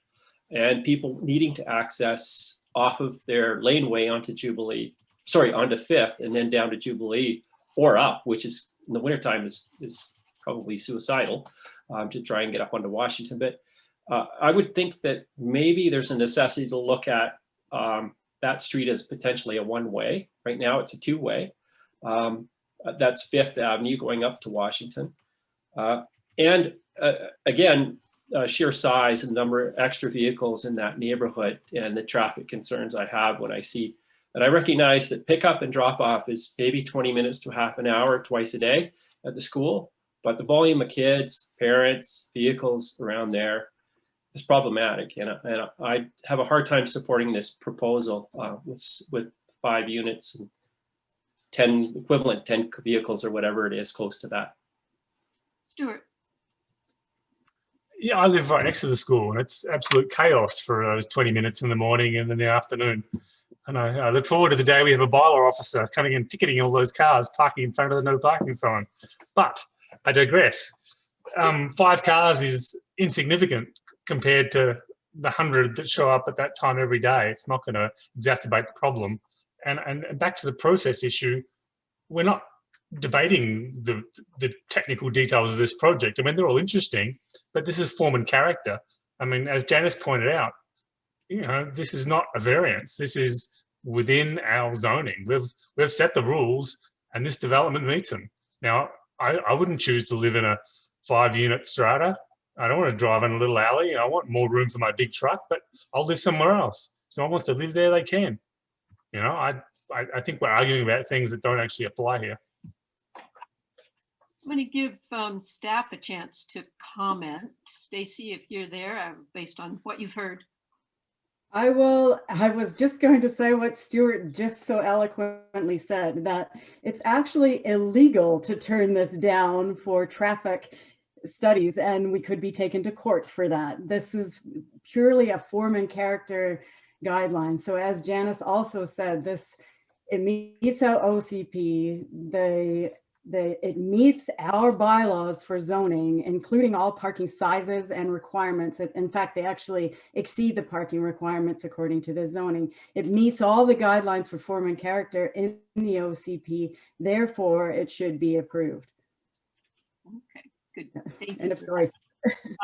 I had a couple of comments that I was going to make about it too. There's some things about it that I really liked. I like the energy efficiency ideas. I like the fact that it's looking to be EV. I hope it's EV ready, right? So somebody could choose what kind of EV charging they wanted in there. I like the heat pumps. So a lot of things I like I like the diversifying of our housing stock and all of that. One of the things I didn't like was actually from form and character, I think it is rather blocky and massive looking. I don't like the really dark colors in there. It looks like, I think of the design for the MCON project, which is of course much bigger, but it seems lighter and airier and more in keeping with our sort of mountain aesthetics. So that's actually my biggest. And I was concerned about the parking too, just from a practical point of view.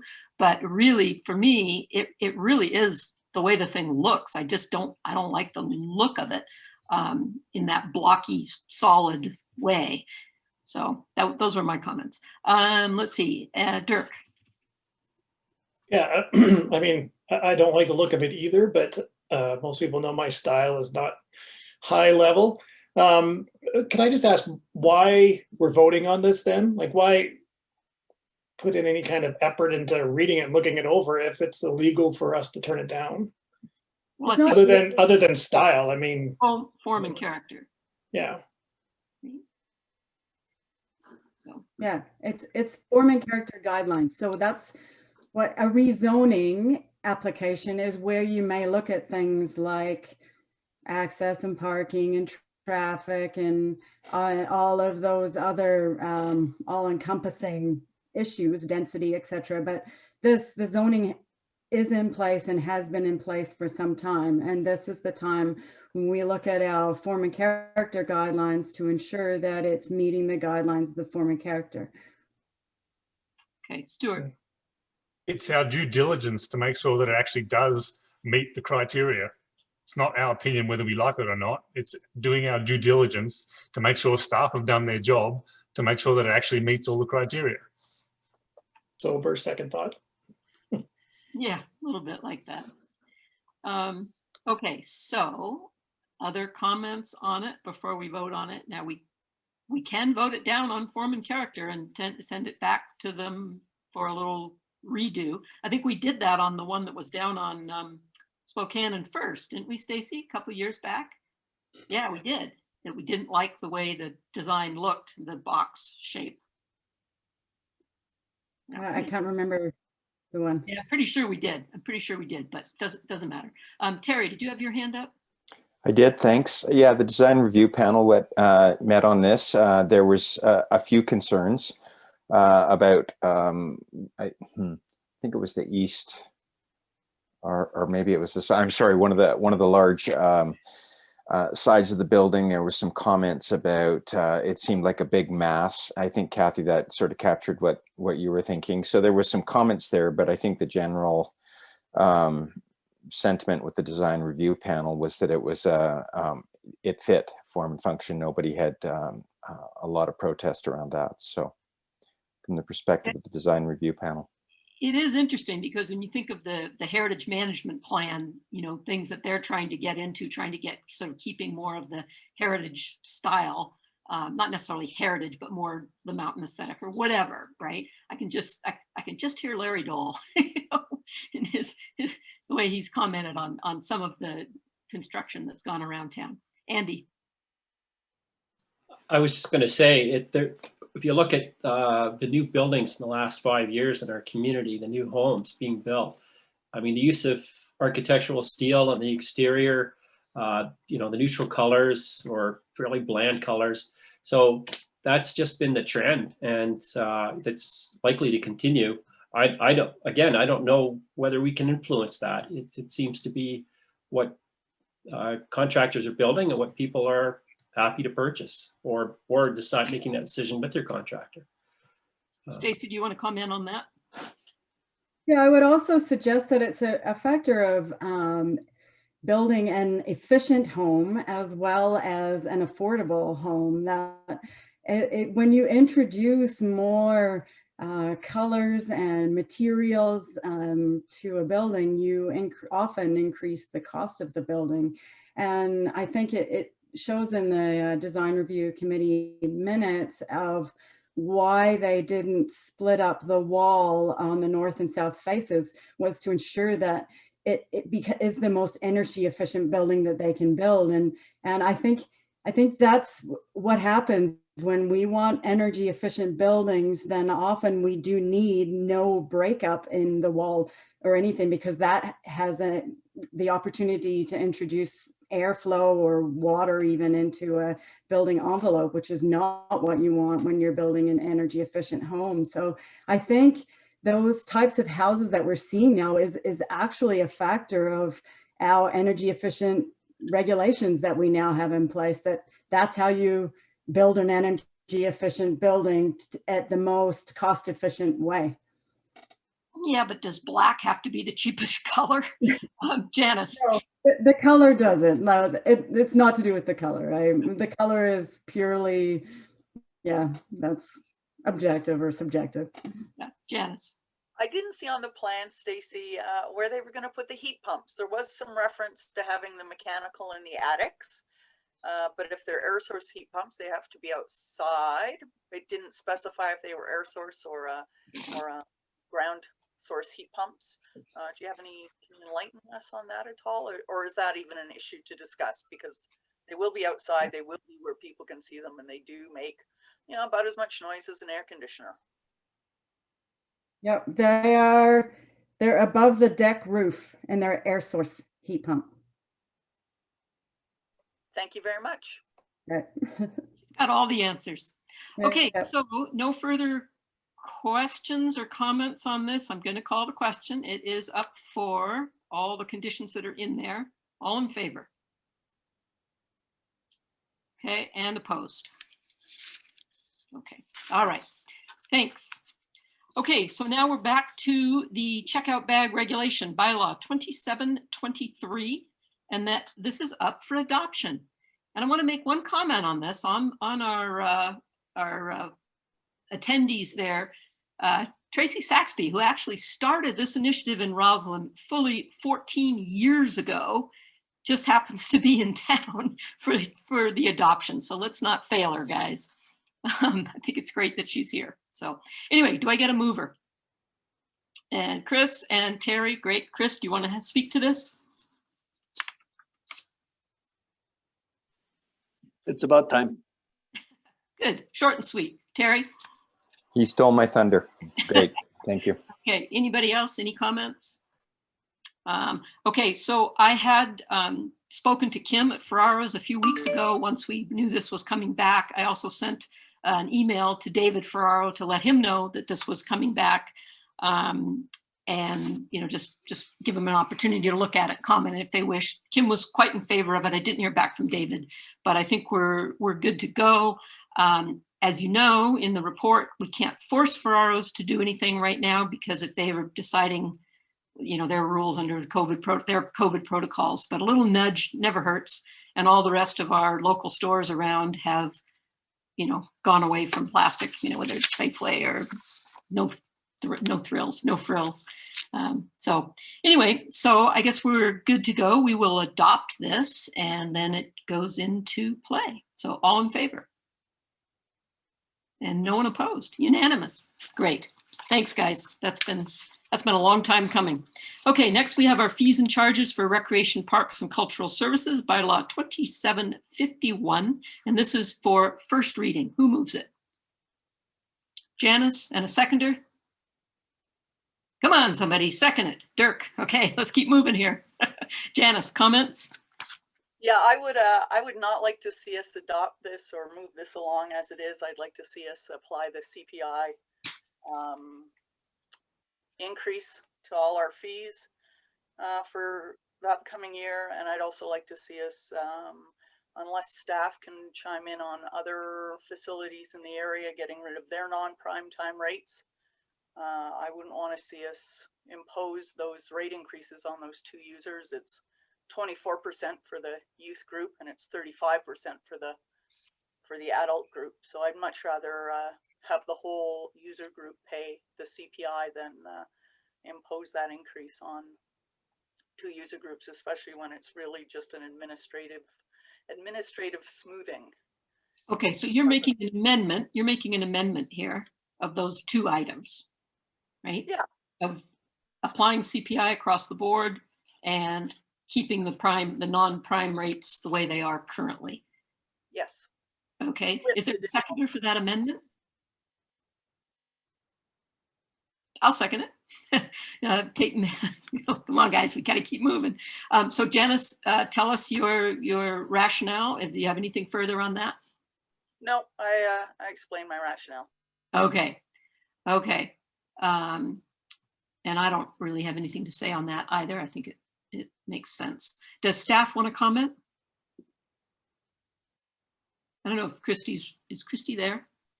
Oh, there she is. Hello. Would you like to comment on the amendment that we've just been talking about? Nope, just clarification on what you mean by across the board. Does that include pool advertising rates? Are you approving the advertising rate changes because they're not 2%? Does it incorporate all the fields as well? So, or is it just arena? What about Miners Hall? Ooh, gets more complicated. Janice? Well, I think any of our facilities are all going to see increased costs over this year from last year. It just seems responsible and prudent to continue to make sure that we stay on top of it so that our users and our taxpayers aren't facing a big increase 2 or 3 or 5 years down the road, that we do it incrementally in a manageable way for everyone. So did you see Christy's answer to the email earlier today where she talked about one of the reasons of freezing the rates for this year was because people had paid, and then the schedule being what it was in COVID and all of that, maybe we could say, leave it the same for next year and put these changes in the following year? Would that make sense? Yeah, our costs are going to go up this year. It's not like Fortis is going to say, oh, hey, we're not going to up your rates for gas because, you know, you didn't get to use your arena last year very much. And the Miners Hall was kind of shut down, and our electrical rates are going to go up and our staffing rates are going to go up. And we know that our costs and supplies are all going to go up. We're going to have to pay for that at some point in some way. I think it's it's more manageable for everyone if we do it incrementally on an annual basis. Well, I'm a huge fan of boiling the frog slowly, right? And I've always used that example, so I do agree with you. Andy. I just also was reminded that we cut our tax rate this year by a full point. So in some ways, we're giving it, you know, all our tax, class 1 anyways, a break. And yeah, we're kind of suggesting we add our full CPI onto these rates. So I don't know, there might be some confusion about what we're trying to do there. Stuart and then Janice. Yeah, I will attempt to be consistent on this, and that I argued putting up the residential taxes. I'll support putting these up by an appropriate amount. However, I do recall a response from Christy regarding the different fees at the arena, and I don't pretend to understand it. Christy, can you remind me what the rationale for what you were recommending was? Are you talking about the prime and non-prime now? Yes. Yes. Okay. So these are the two things we're discussing, I guess. Yeah, it sounds like it's just it is genuinely just an admin thing. It's not it's not something I'm really hard on here, really pushing for in any stretch, but it really does only impact those two groups. And the figure skating have never expressed an issue with any of the fee structure. I know they're quite healthy and doing well, and it's only one of their ice bookings, whereas they have many nighttime bookings. This just happens to be that they want the morning, not for the pricing. And the other group, I'm really not sure if they're going to participate next year. It's been a bit of an interesting group to work with in a couple ways, and I think that they're sort of slowly winding down. Okay. So it's either way, it's not a big deal, I guess. I don't think so. And if it does become a big deal, I did reach out to both groups. Neither reached back. I think that there's a specific reason that figure skating, I think there's been a family incident with the head of the figure skating, but I didn't hear back from the hockey group. And if they did come back and express an issue, I would direct them to the grant and aid funding so that we're considering all applications for support in one spot. So it's not eliminating all options from them. They could come and ask for that $1,000 in grant and aid money to offset the higher cost for their rental. Okay. But just to clarify, the other thing I had said in that email is that administratively, it's just a cleanup. It's not a huge deal administratively to keep it in either. We're already doing it. We would just carry on doing it the way we are right now. Okay. Were there some other hands up? Janice, did you have Dirk did. Janice and then Dirk. I was just going to make the comment that we've always discussed trying to maintain our revenue recovery or even improve it along with our usage of all our facilities. So flattening out our rates when we know our costs are going to go up doesn't meet that direction from council. Okay, Dirk. Yeah, just to say that I support continuing to nudge it towards more user supported or user pay. I think for the community, that's the right way to go. Maybe when we get a recreation master plan, we can revisit, nuances of it, but I like incrementally boiling the frog, although I don't support boiling frogs at all. No, only mosquitoes. Okay, Christy and then Terry. Just to clarify the one thing, I typically would suggest the 2% increase. I think the thing to just keep in mind when making the decision when it comes to these user groups for next year is that it's really unknown for these user groups right now how impact of COVID is going to hit them next season. So, we all know that Blackjack saw a double in their membership base this year. A lot of those were curlers. I know curling isn't in this bylaw, but same idea. All these people that have been in, especially when it comes to the arena and the miners hall, because those types of events have moved elsewhere as well, or have changed to outdoor events or digital events. And so it's really hard to know for these user groups and these event coordinators to know what the impact will be next year, whether their membership's going to drop or not.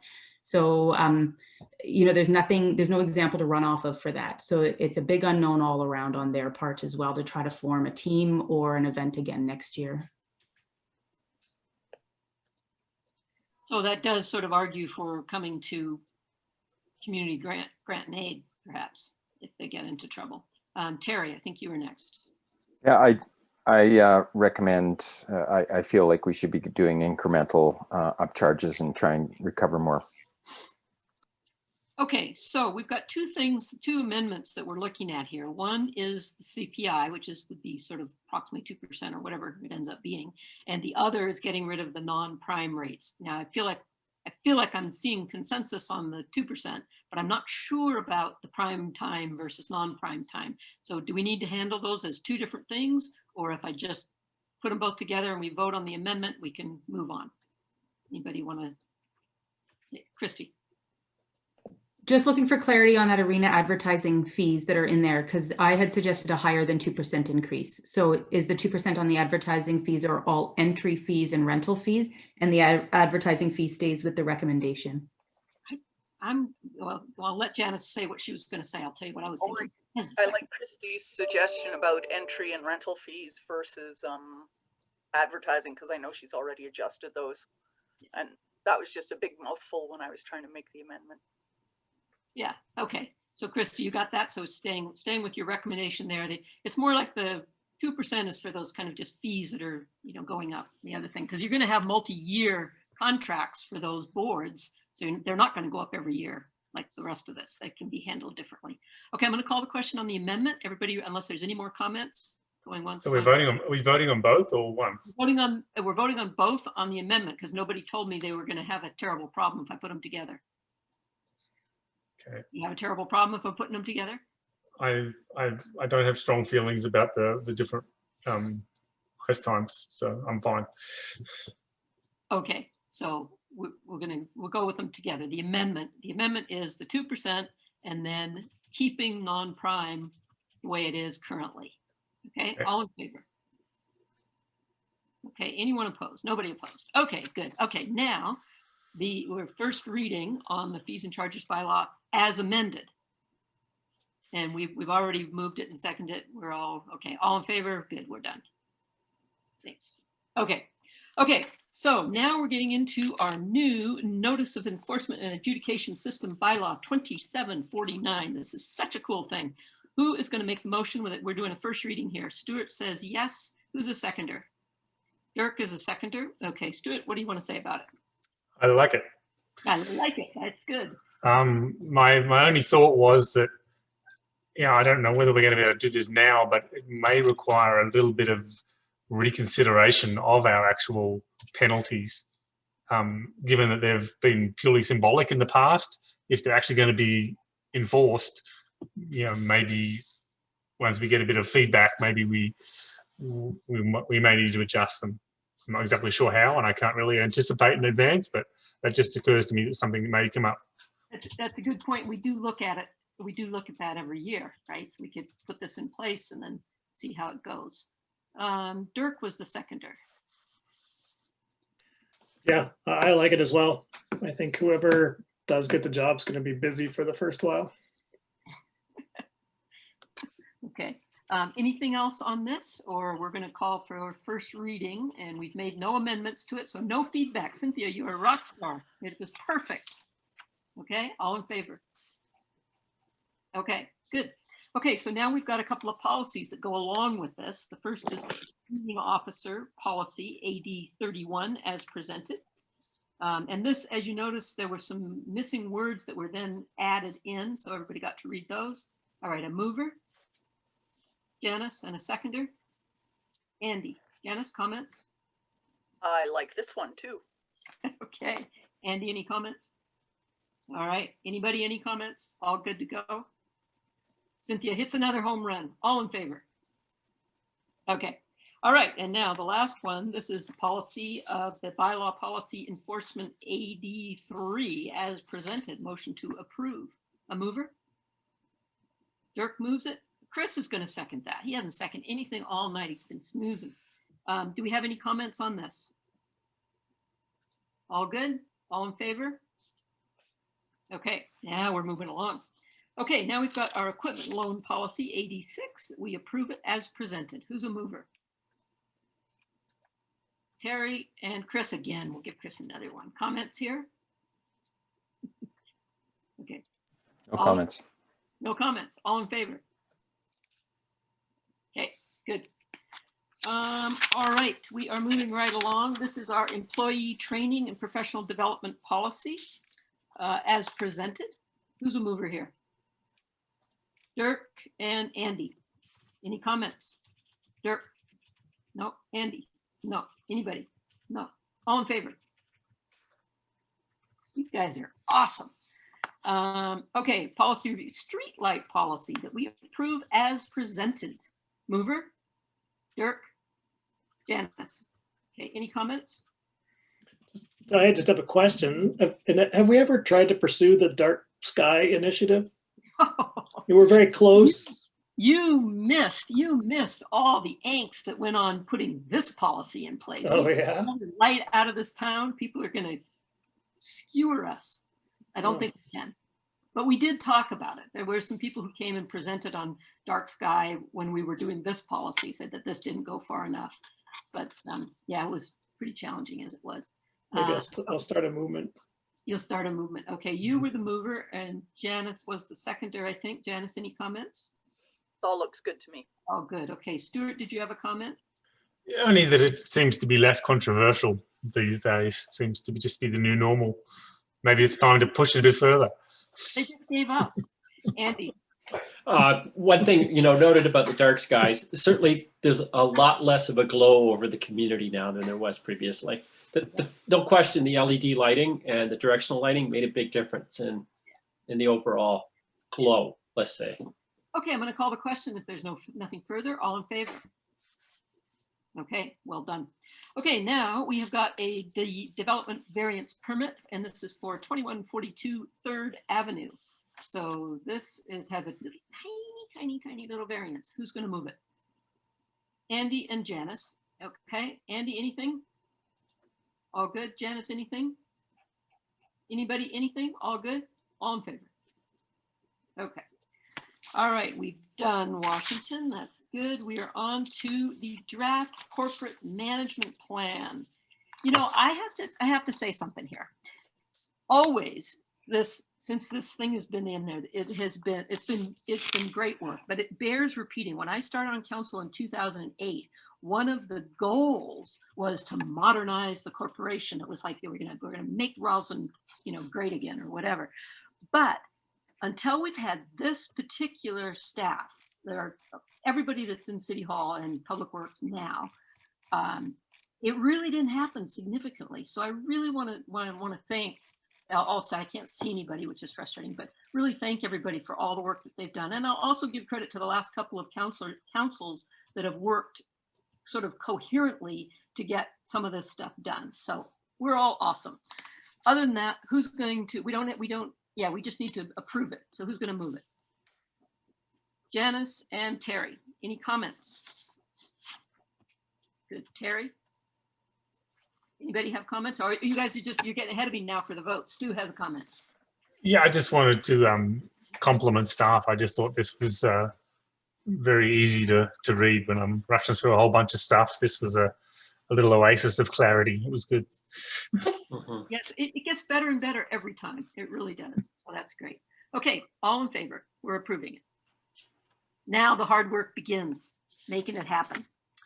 Red Mountain Resort liquor primary license application, and this is that we have considered the concerns of the neighbors being woken up in the noise at Paradise with wild people drinking.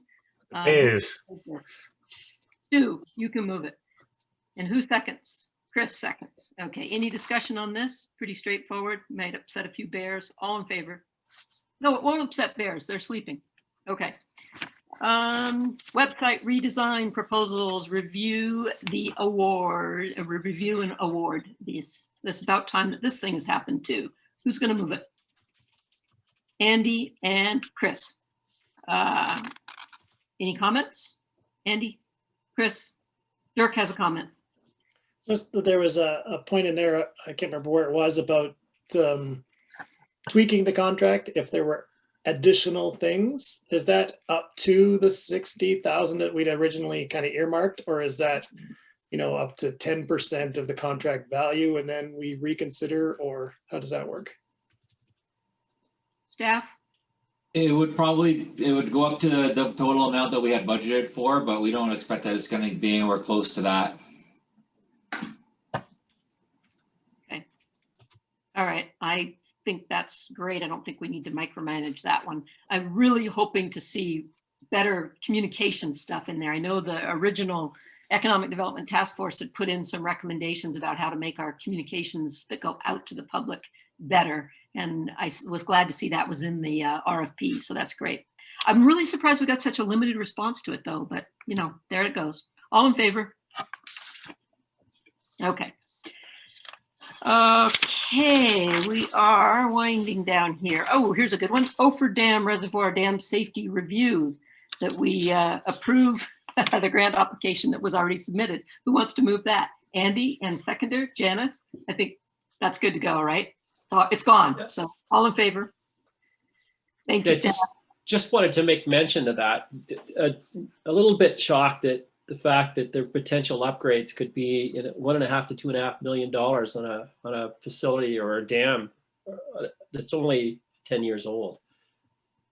I was kind of shocked at that, but I know the whole project was problematic way back when, and I don't know whether, it sounds like engineering wasn't up to snuff and construction wasn't up to snuff. So Scott, yeah, feel free to weigh in there. I know you don't have the history, but there's quite a bit. I've been dealing with dams since I got here, so I got a bit of the history down pat.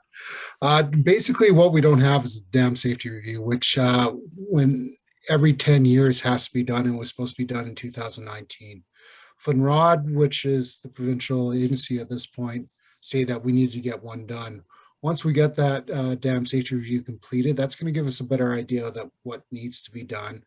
That really high estimate, that could be a worst case scenario. At this point, we don't know, but only with speculation, and I understand that it is a recent dam, but again, we always want to expect worse, and hopefully it's better than what we get. This is also in addition to the Star Gulch emergency system communication project too. So we could have some damn high expenses coming up. So okay, but we're good. Let's hope that the grant comes through.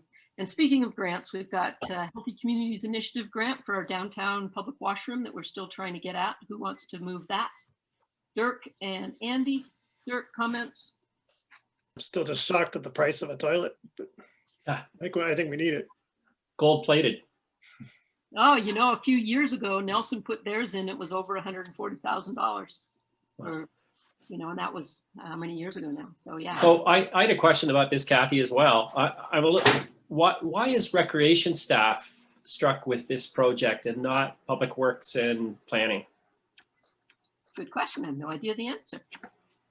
So this is part of the Resort Municipality Initiative, which falls under recreation. So it's a whole slew. It's multidisciplinary, but rec is taking the lead on it because of applications. Obviously, operations will be involved in the planning and the overall connections to infrastructure, but it's an RMI project, so rec is tasked with that.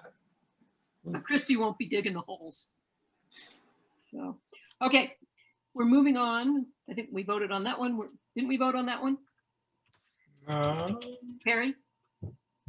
I just had a question, point of clarification. Is the bike wash and the washrooms necessarily going to be together, or those are two separate items, correct? Separate. Yes, those will be separate items. Yeah, I'd like to see those together, but I understand there'll be some design constraints around that, so it's good. Yeah, Christy, do you want to comment any further on those two projects? No, just that they were actually on different timelines to a degree. The washroom came in a little bit later. The bike wash station was something that was part of the RDS way back, and the planning was already partly underway at that point, whereas the public washroom didn't go through the planning phase until that last CBT outdoor revitalization grant that we got for the planning stage of that. Yeah. Okay, thanks. I think the locations were separate at the start, right?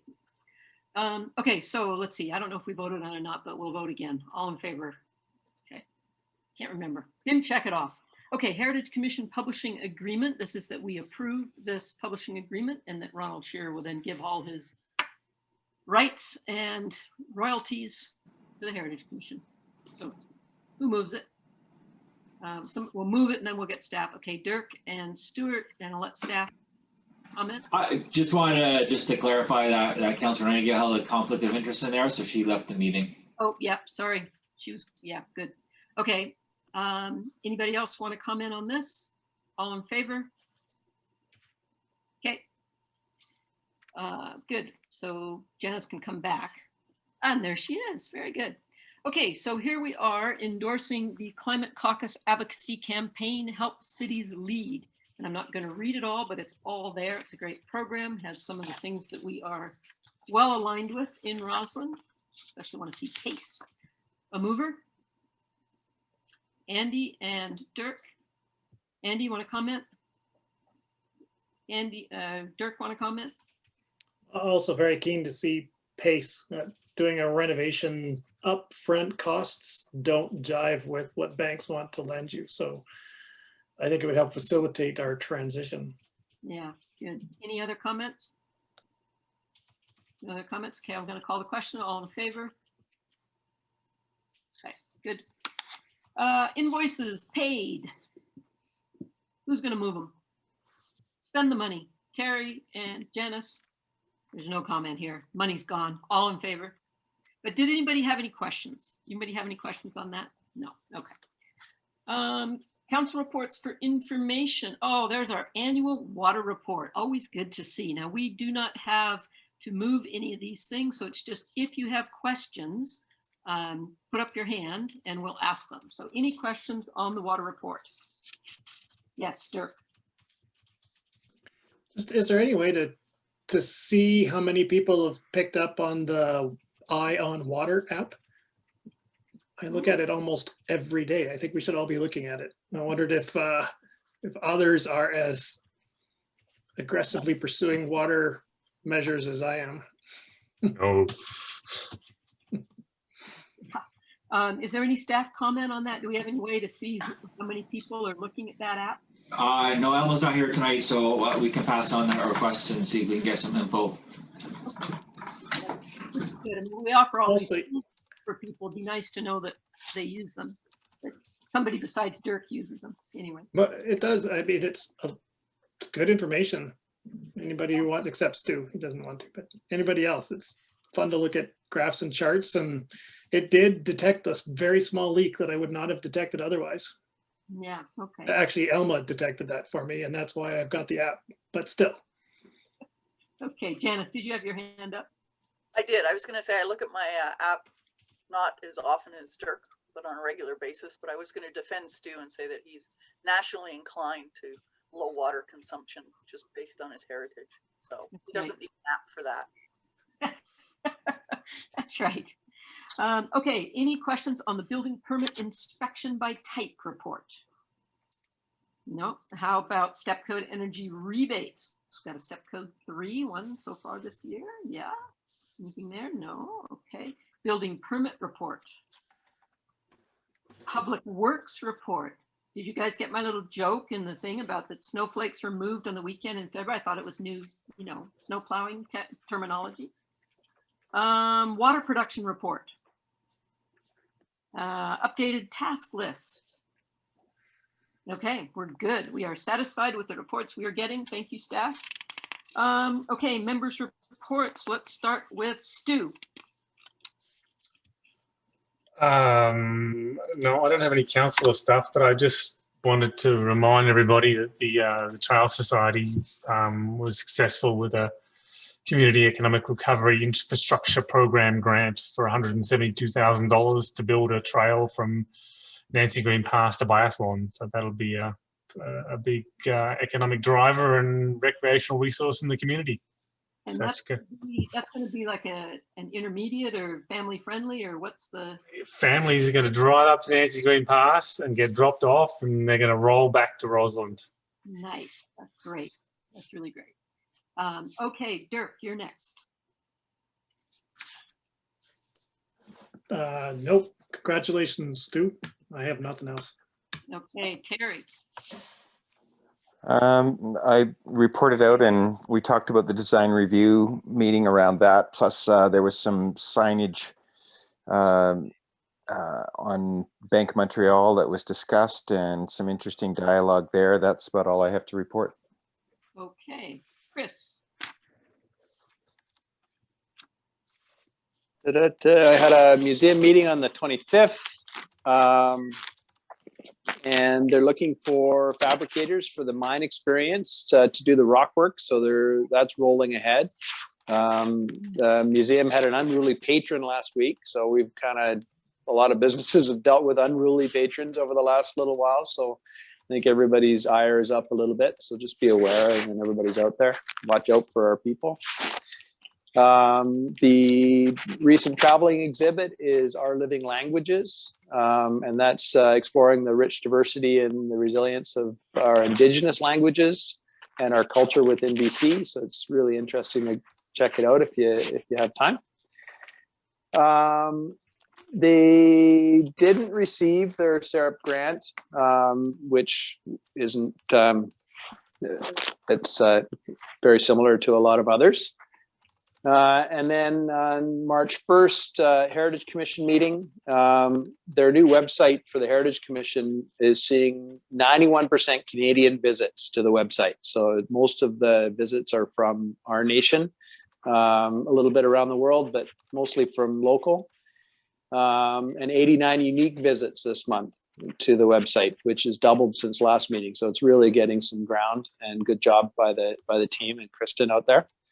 And the new kiosk signage is complete and ready for the install in the spring for the Columbia Cemetery. So that'll, as soon as the snow goes, we'll get that up. We're in the works of revitalizing the Heritage Walking Tour. So you'll see some new pamphlets with some new information that is going to be excellent when it comes out. And we've just released, or in the process of releasing, the neighborhoods of Rossland into the Heritage heritageplaces.ca. So there are unique unique neighborhoods in Rossland that have been set up. There's 6 unique neighborhoods. Let's see if I can rattle them off without looking.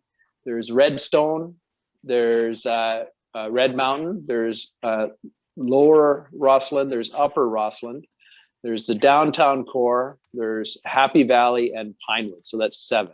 I believe that's 7. So those are all have been mapped out by streets. So you'll see something coming from Heritage Commission on that soon.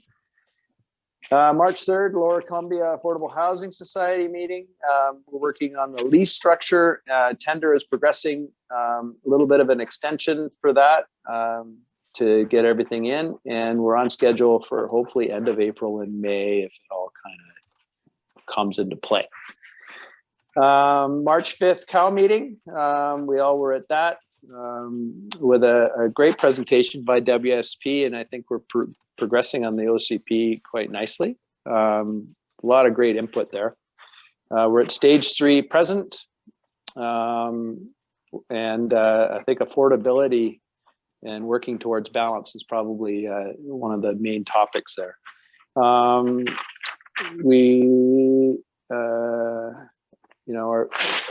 else?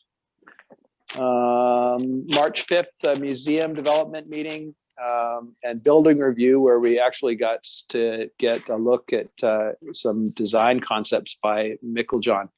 I'm really excited about the way that the museum's going to look when it all comes together. It's quite a project. That's it. Okay, great, thanks. Janice. Yeah, for sure. Congrats to Stu and KCTS, and great job writing that grant and getting it, Stu. It'll be, I'm sure it'll be a well-used, another well-used trail. I attended 2 economic task force meetings on the 2nd and the 9th. So the new group is just getting organized. They're going to start with sort of a state of business in Rossland benchmark, then move forward, look for gaps in services to both existing businesses and also the community. Attended the Midtown Development Committee meeting on the 3rd, reviewed BC Housing's recommendation for the ownership structure of the proposed project through construction and then on to residential occupancy. And along with everyone else, attended the committee of the whole meeting. We received and updated the activities and schedule from WSP, the facilitator of the OCP process. And we also reviewed and discussed the 5-year financial plan, 2021 tax rates. Staff has provided an exceptional budget report to guide informed decision-making activities this year and into the future. And so kudos to our finance department, our CFO, for pulling that large quantity of information together in one place. I found it very, very, yeah, just spectacular, really. That's our data girl. Really, really spectacular. Yeah, apparently words, not so much. Okay, Andy. Excellent regional report this time. It's really Times two. Yeah, I don't know if you noticed that. It was so good. They printed it twice in the agenda. I thought. So anyways, thank you. It's very busy right now with budget time and committees that are working to sort through budgets and prepare them for all the varied services that regional districts are involved in. Anybody have any specific questions of me in the information in the reports? Terry. Did I read the payroll? I think there's 172 people work for regional district. Does that sound about right? Yeah, I think it's a 175 actually, but yeah, and a big part of administrative change this year will be the inclusion of a new HR person to support that large staff. And what bit of a issue to still sort out is there's also been a request to use some of the COVID restart funding for another potential full-time position, health and safety. And we're just trying to be sensitive to staff requirements and requests here, but also recognize that there's been a substantial increase in full-time equivalents down the street there. And we're concerned about rising costs at the administrative level. So they're having to justify that position before any decisions are made at this point. And we'll see where that goes. Okay, great, thanks. So hopefully you guys saw the motion that I brought forward for the Kootenai Regional Economic Resilient Action Plan. It came out afterwards because it wasn't actually in the packet, but that's a regional effort that's been going on for over a year actually. And the intent is that local governments would pay, the bigger ones pay a little bit more than the smaller ones, but get enough. They're trying to raise a total of $7,000, I think, to try and get this emergency training and whatnot. And this program is all about economic resilience and recovery. It's not about in an emergency when there's a flood or a pandemic or a fire, getting people moved and sheltered and all that. It's about helping businesses recover so that our economies don't tank and crash. So hopefully you got it. There was a ton of material in there. The entire plan was included in the package. Just my motion wasn't. But anyway, so I'm hoping that I'll make the motion that we contribute $2,000 to this. I believe it's a one-time contribution that they're looking for to just finish off the plan and to get some training done for some of the people involved in it. So I'll make the motion. Will someone second it? Chris seconds it. Okay, I think I've kind of said why I think we should do it. Anybody else? Chris, would you like to speak? I look at what Community Futures and the groups have done in Trail over the course of the last year in trying to help us through some of what we've gone through. And I think that if we had a little more money in there, we would have had a little bit more depth in the way we could help some of the businesses. So I support this. This is great. It's really a plan for what to do when something bad happens, like who do you call kind of thing. This time with the pandemic, I mean, this effort went into being before the pandemic. It was just meant as something that's best practice to do. And then the pandemic hit, and of course everything stopped because we didn't have a plan. Anyway, okay, Stuart, you had your hand up. Yeah, I just found it painful reading through 62 pages of jargon. We need Cynthia down there to make it make sense, or somebody to, I don't know. I don't feel like I was any the wiser when I got to the end of it. And $2,000 isn't a lot of money, but they certainly didn't make a good case to me. Okay, other comments? Janice. I was just going to ask what other communities are participating in this I don't know yet. They're trying to raise $7,000 and they're going to, I think they were going to ask Trail for, I can't remember, 3,500 or something, and 500 from Montrose and 650 from Fruitvale. I don't remember how they're doing it, but it's being run through Community Futures along with LCIC and the Chamber, and they're the ones that are spearheading the thing.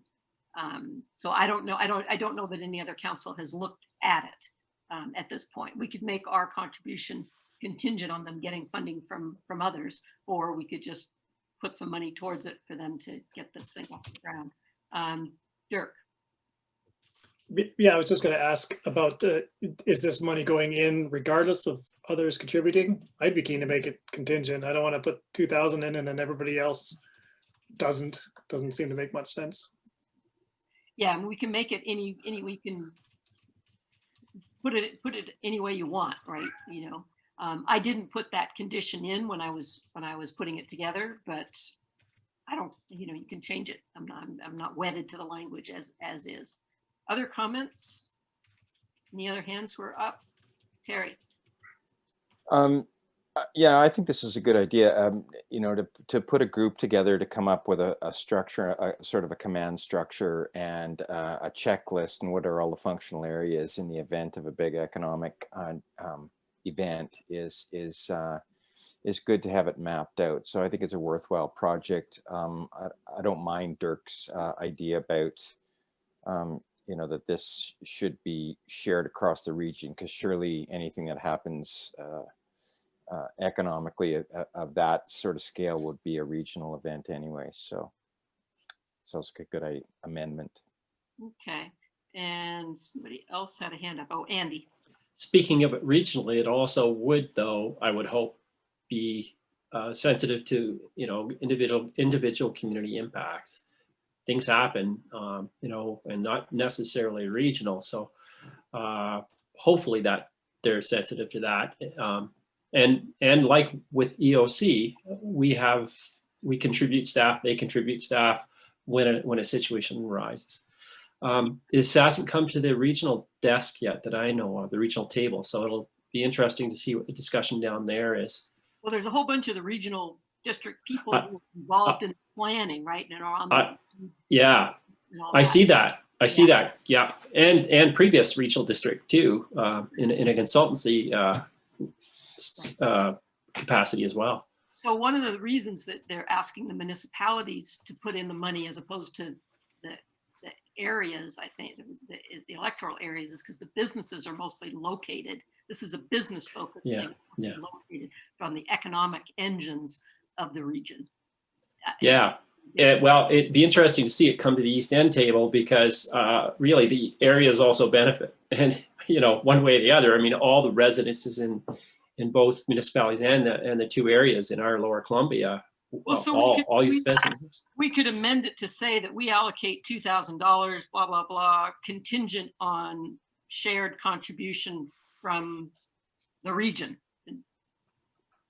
Yeah, and when we refer to the region, we're only talking Lower Columbia here, correct? East End 7. This whole plan is just for, it's really just, it's just the East End. I'd support that. Okay, Janice. I'm just worried if we say from our region, a region or the East End, that maybe we should say our regional partners. Everyone might not want to, but if they can gather, you know, funds from 4 or 5 different sources to top it up, then yeah. I'm just worried about the wording. The region itself might not put money in, but all our regional partners might put money in. Right. Okay. So contingent on shared across regional partners, regional stakeholders. What? Yeah. Or region with a small r versus a big R. I wasn't specifically saying regional district, right? I was, the region is what I was saying, which is small r. Okay, I saw another hand somewhere and I've lost it. Was it Dirk? No. Anybody? Okay, so Cynthia, do you have this with the addition of contingent shared across the region? How's that? Yes. Yep. So let's vote on it and carry on, shall we? All in favor? Okay, and opposed? Stu, are you opposed? Okay, Stu's opposed.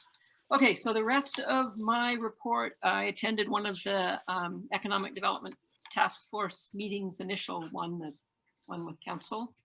MCON thing that we've done every 2 weeks, and that's been covered by other counselors. I have a regular communications meeting with Red, the Josie, and Tourism Roslyn, talking about messaging in COVID times. We're doing that every 2 weeks. I'm having a weekly vaccine update call with IH and the mayors in our health authority, which has been kind of interesting. As you probably all know at this point, our vaccine center is going to be at the Juanita Mall. Currently, they got 1.7 million calls this morning for people wanting vaccines. Right now, it's only open for seniors 90 years old and older for next week.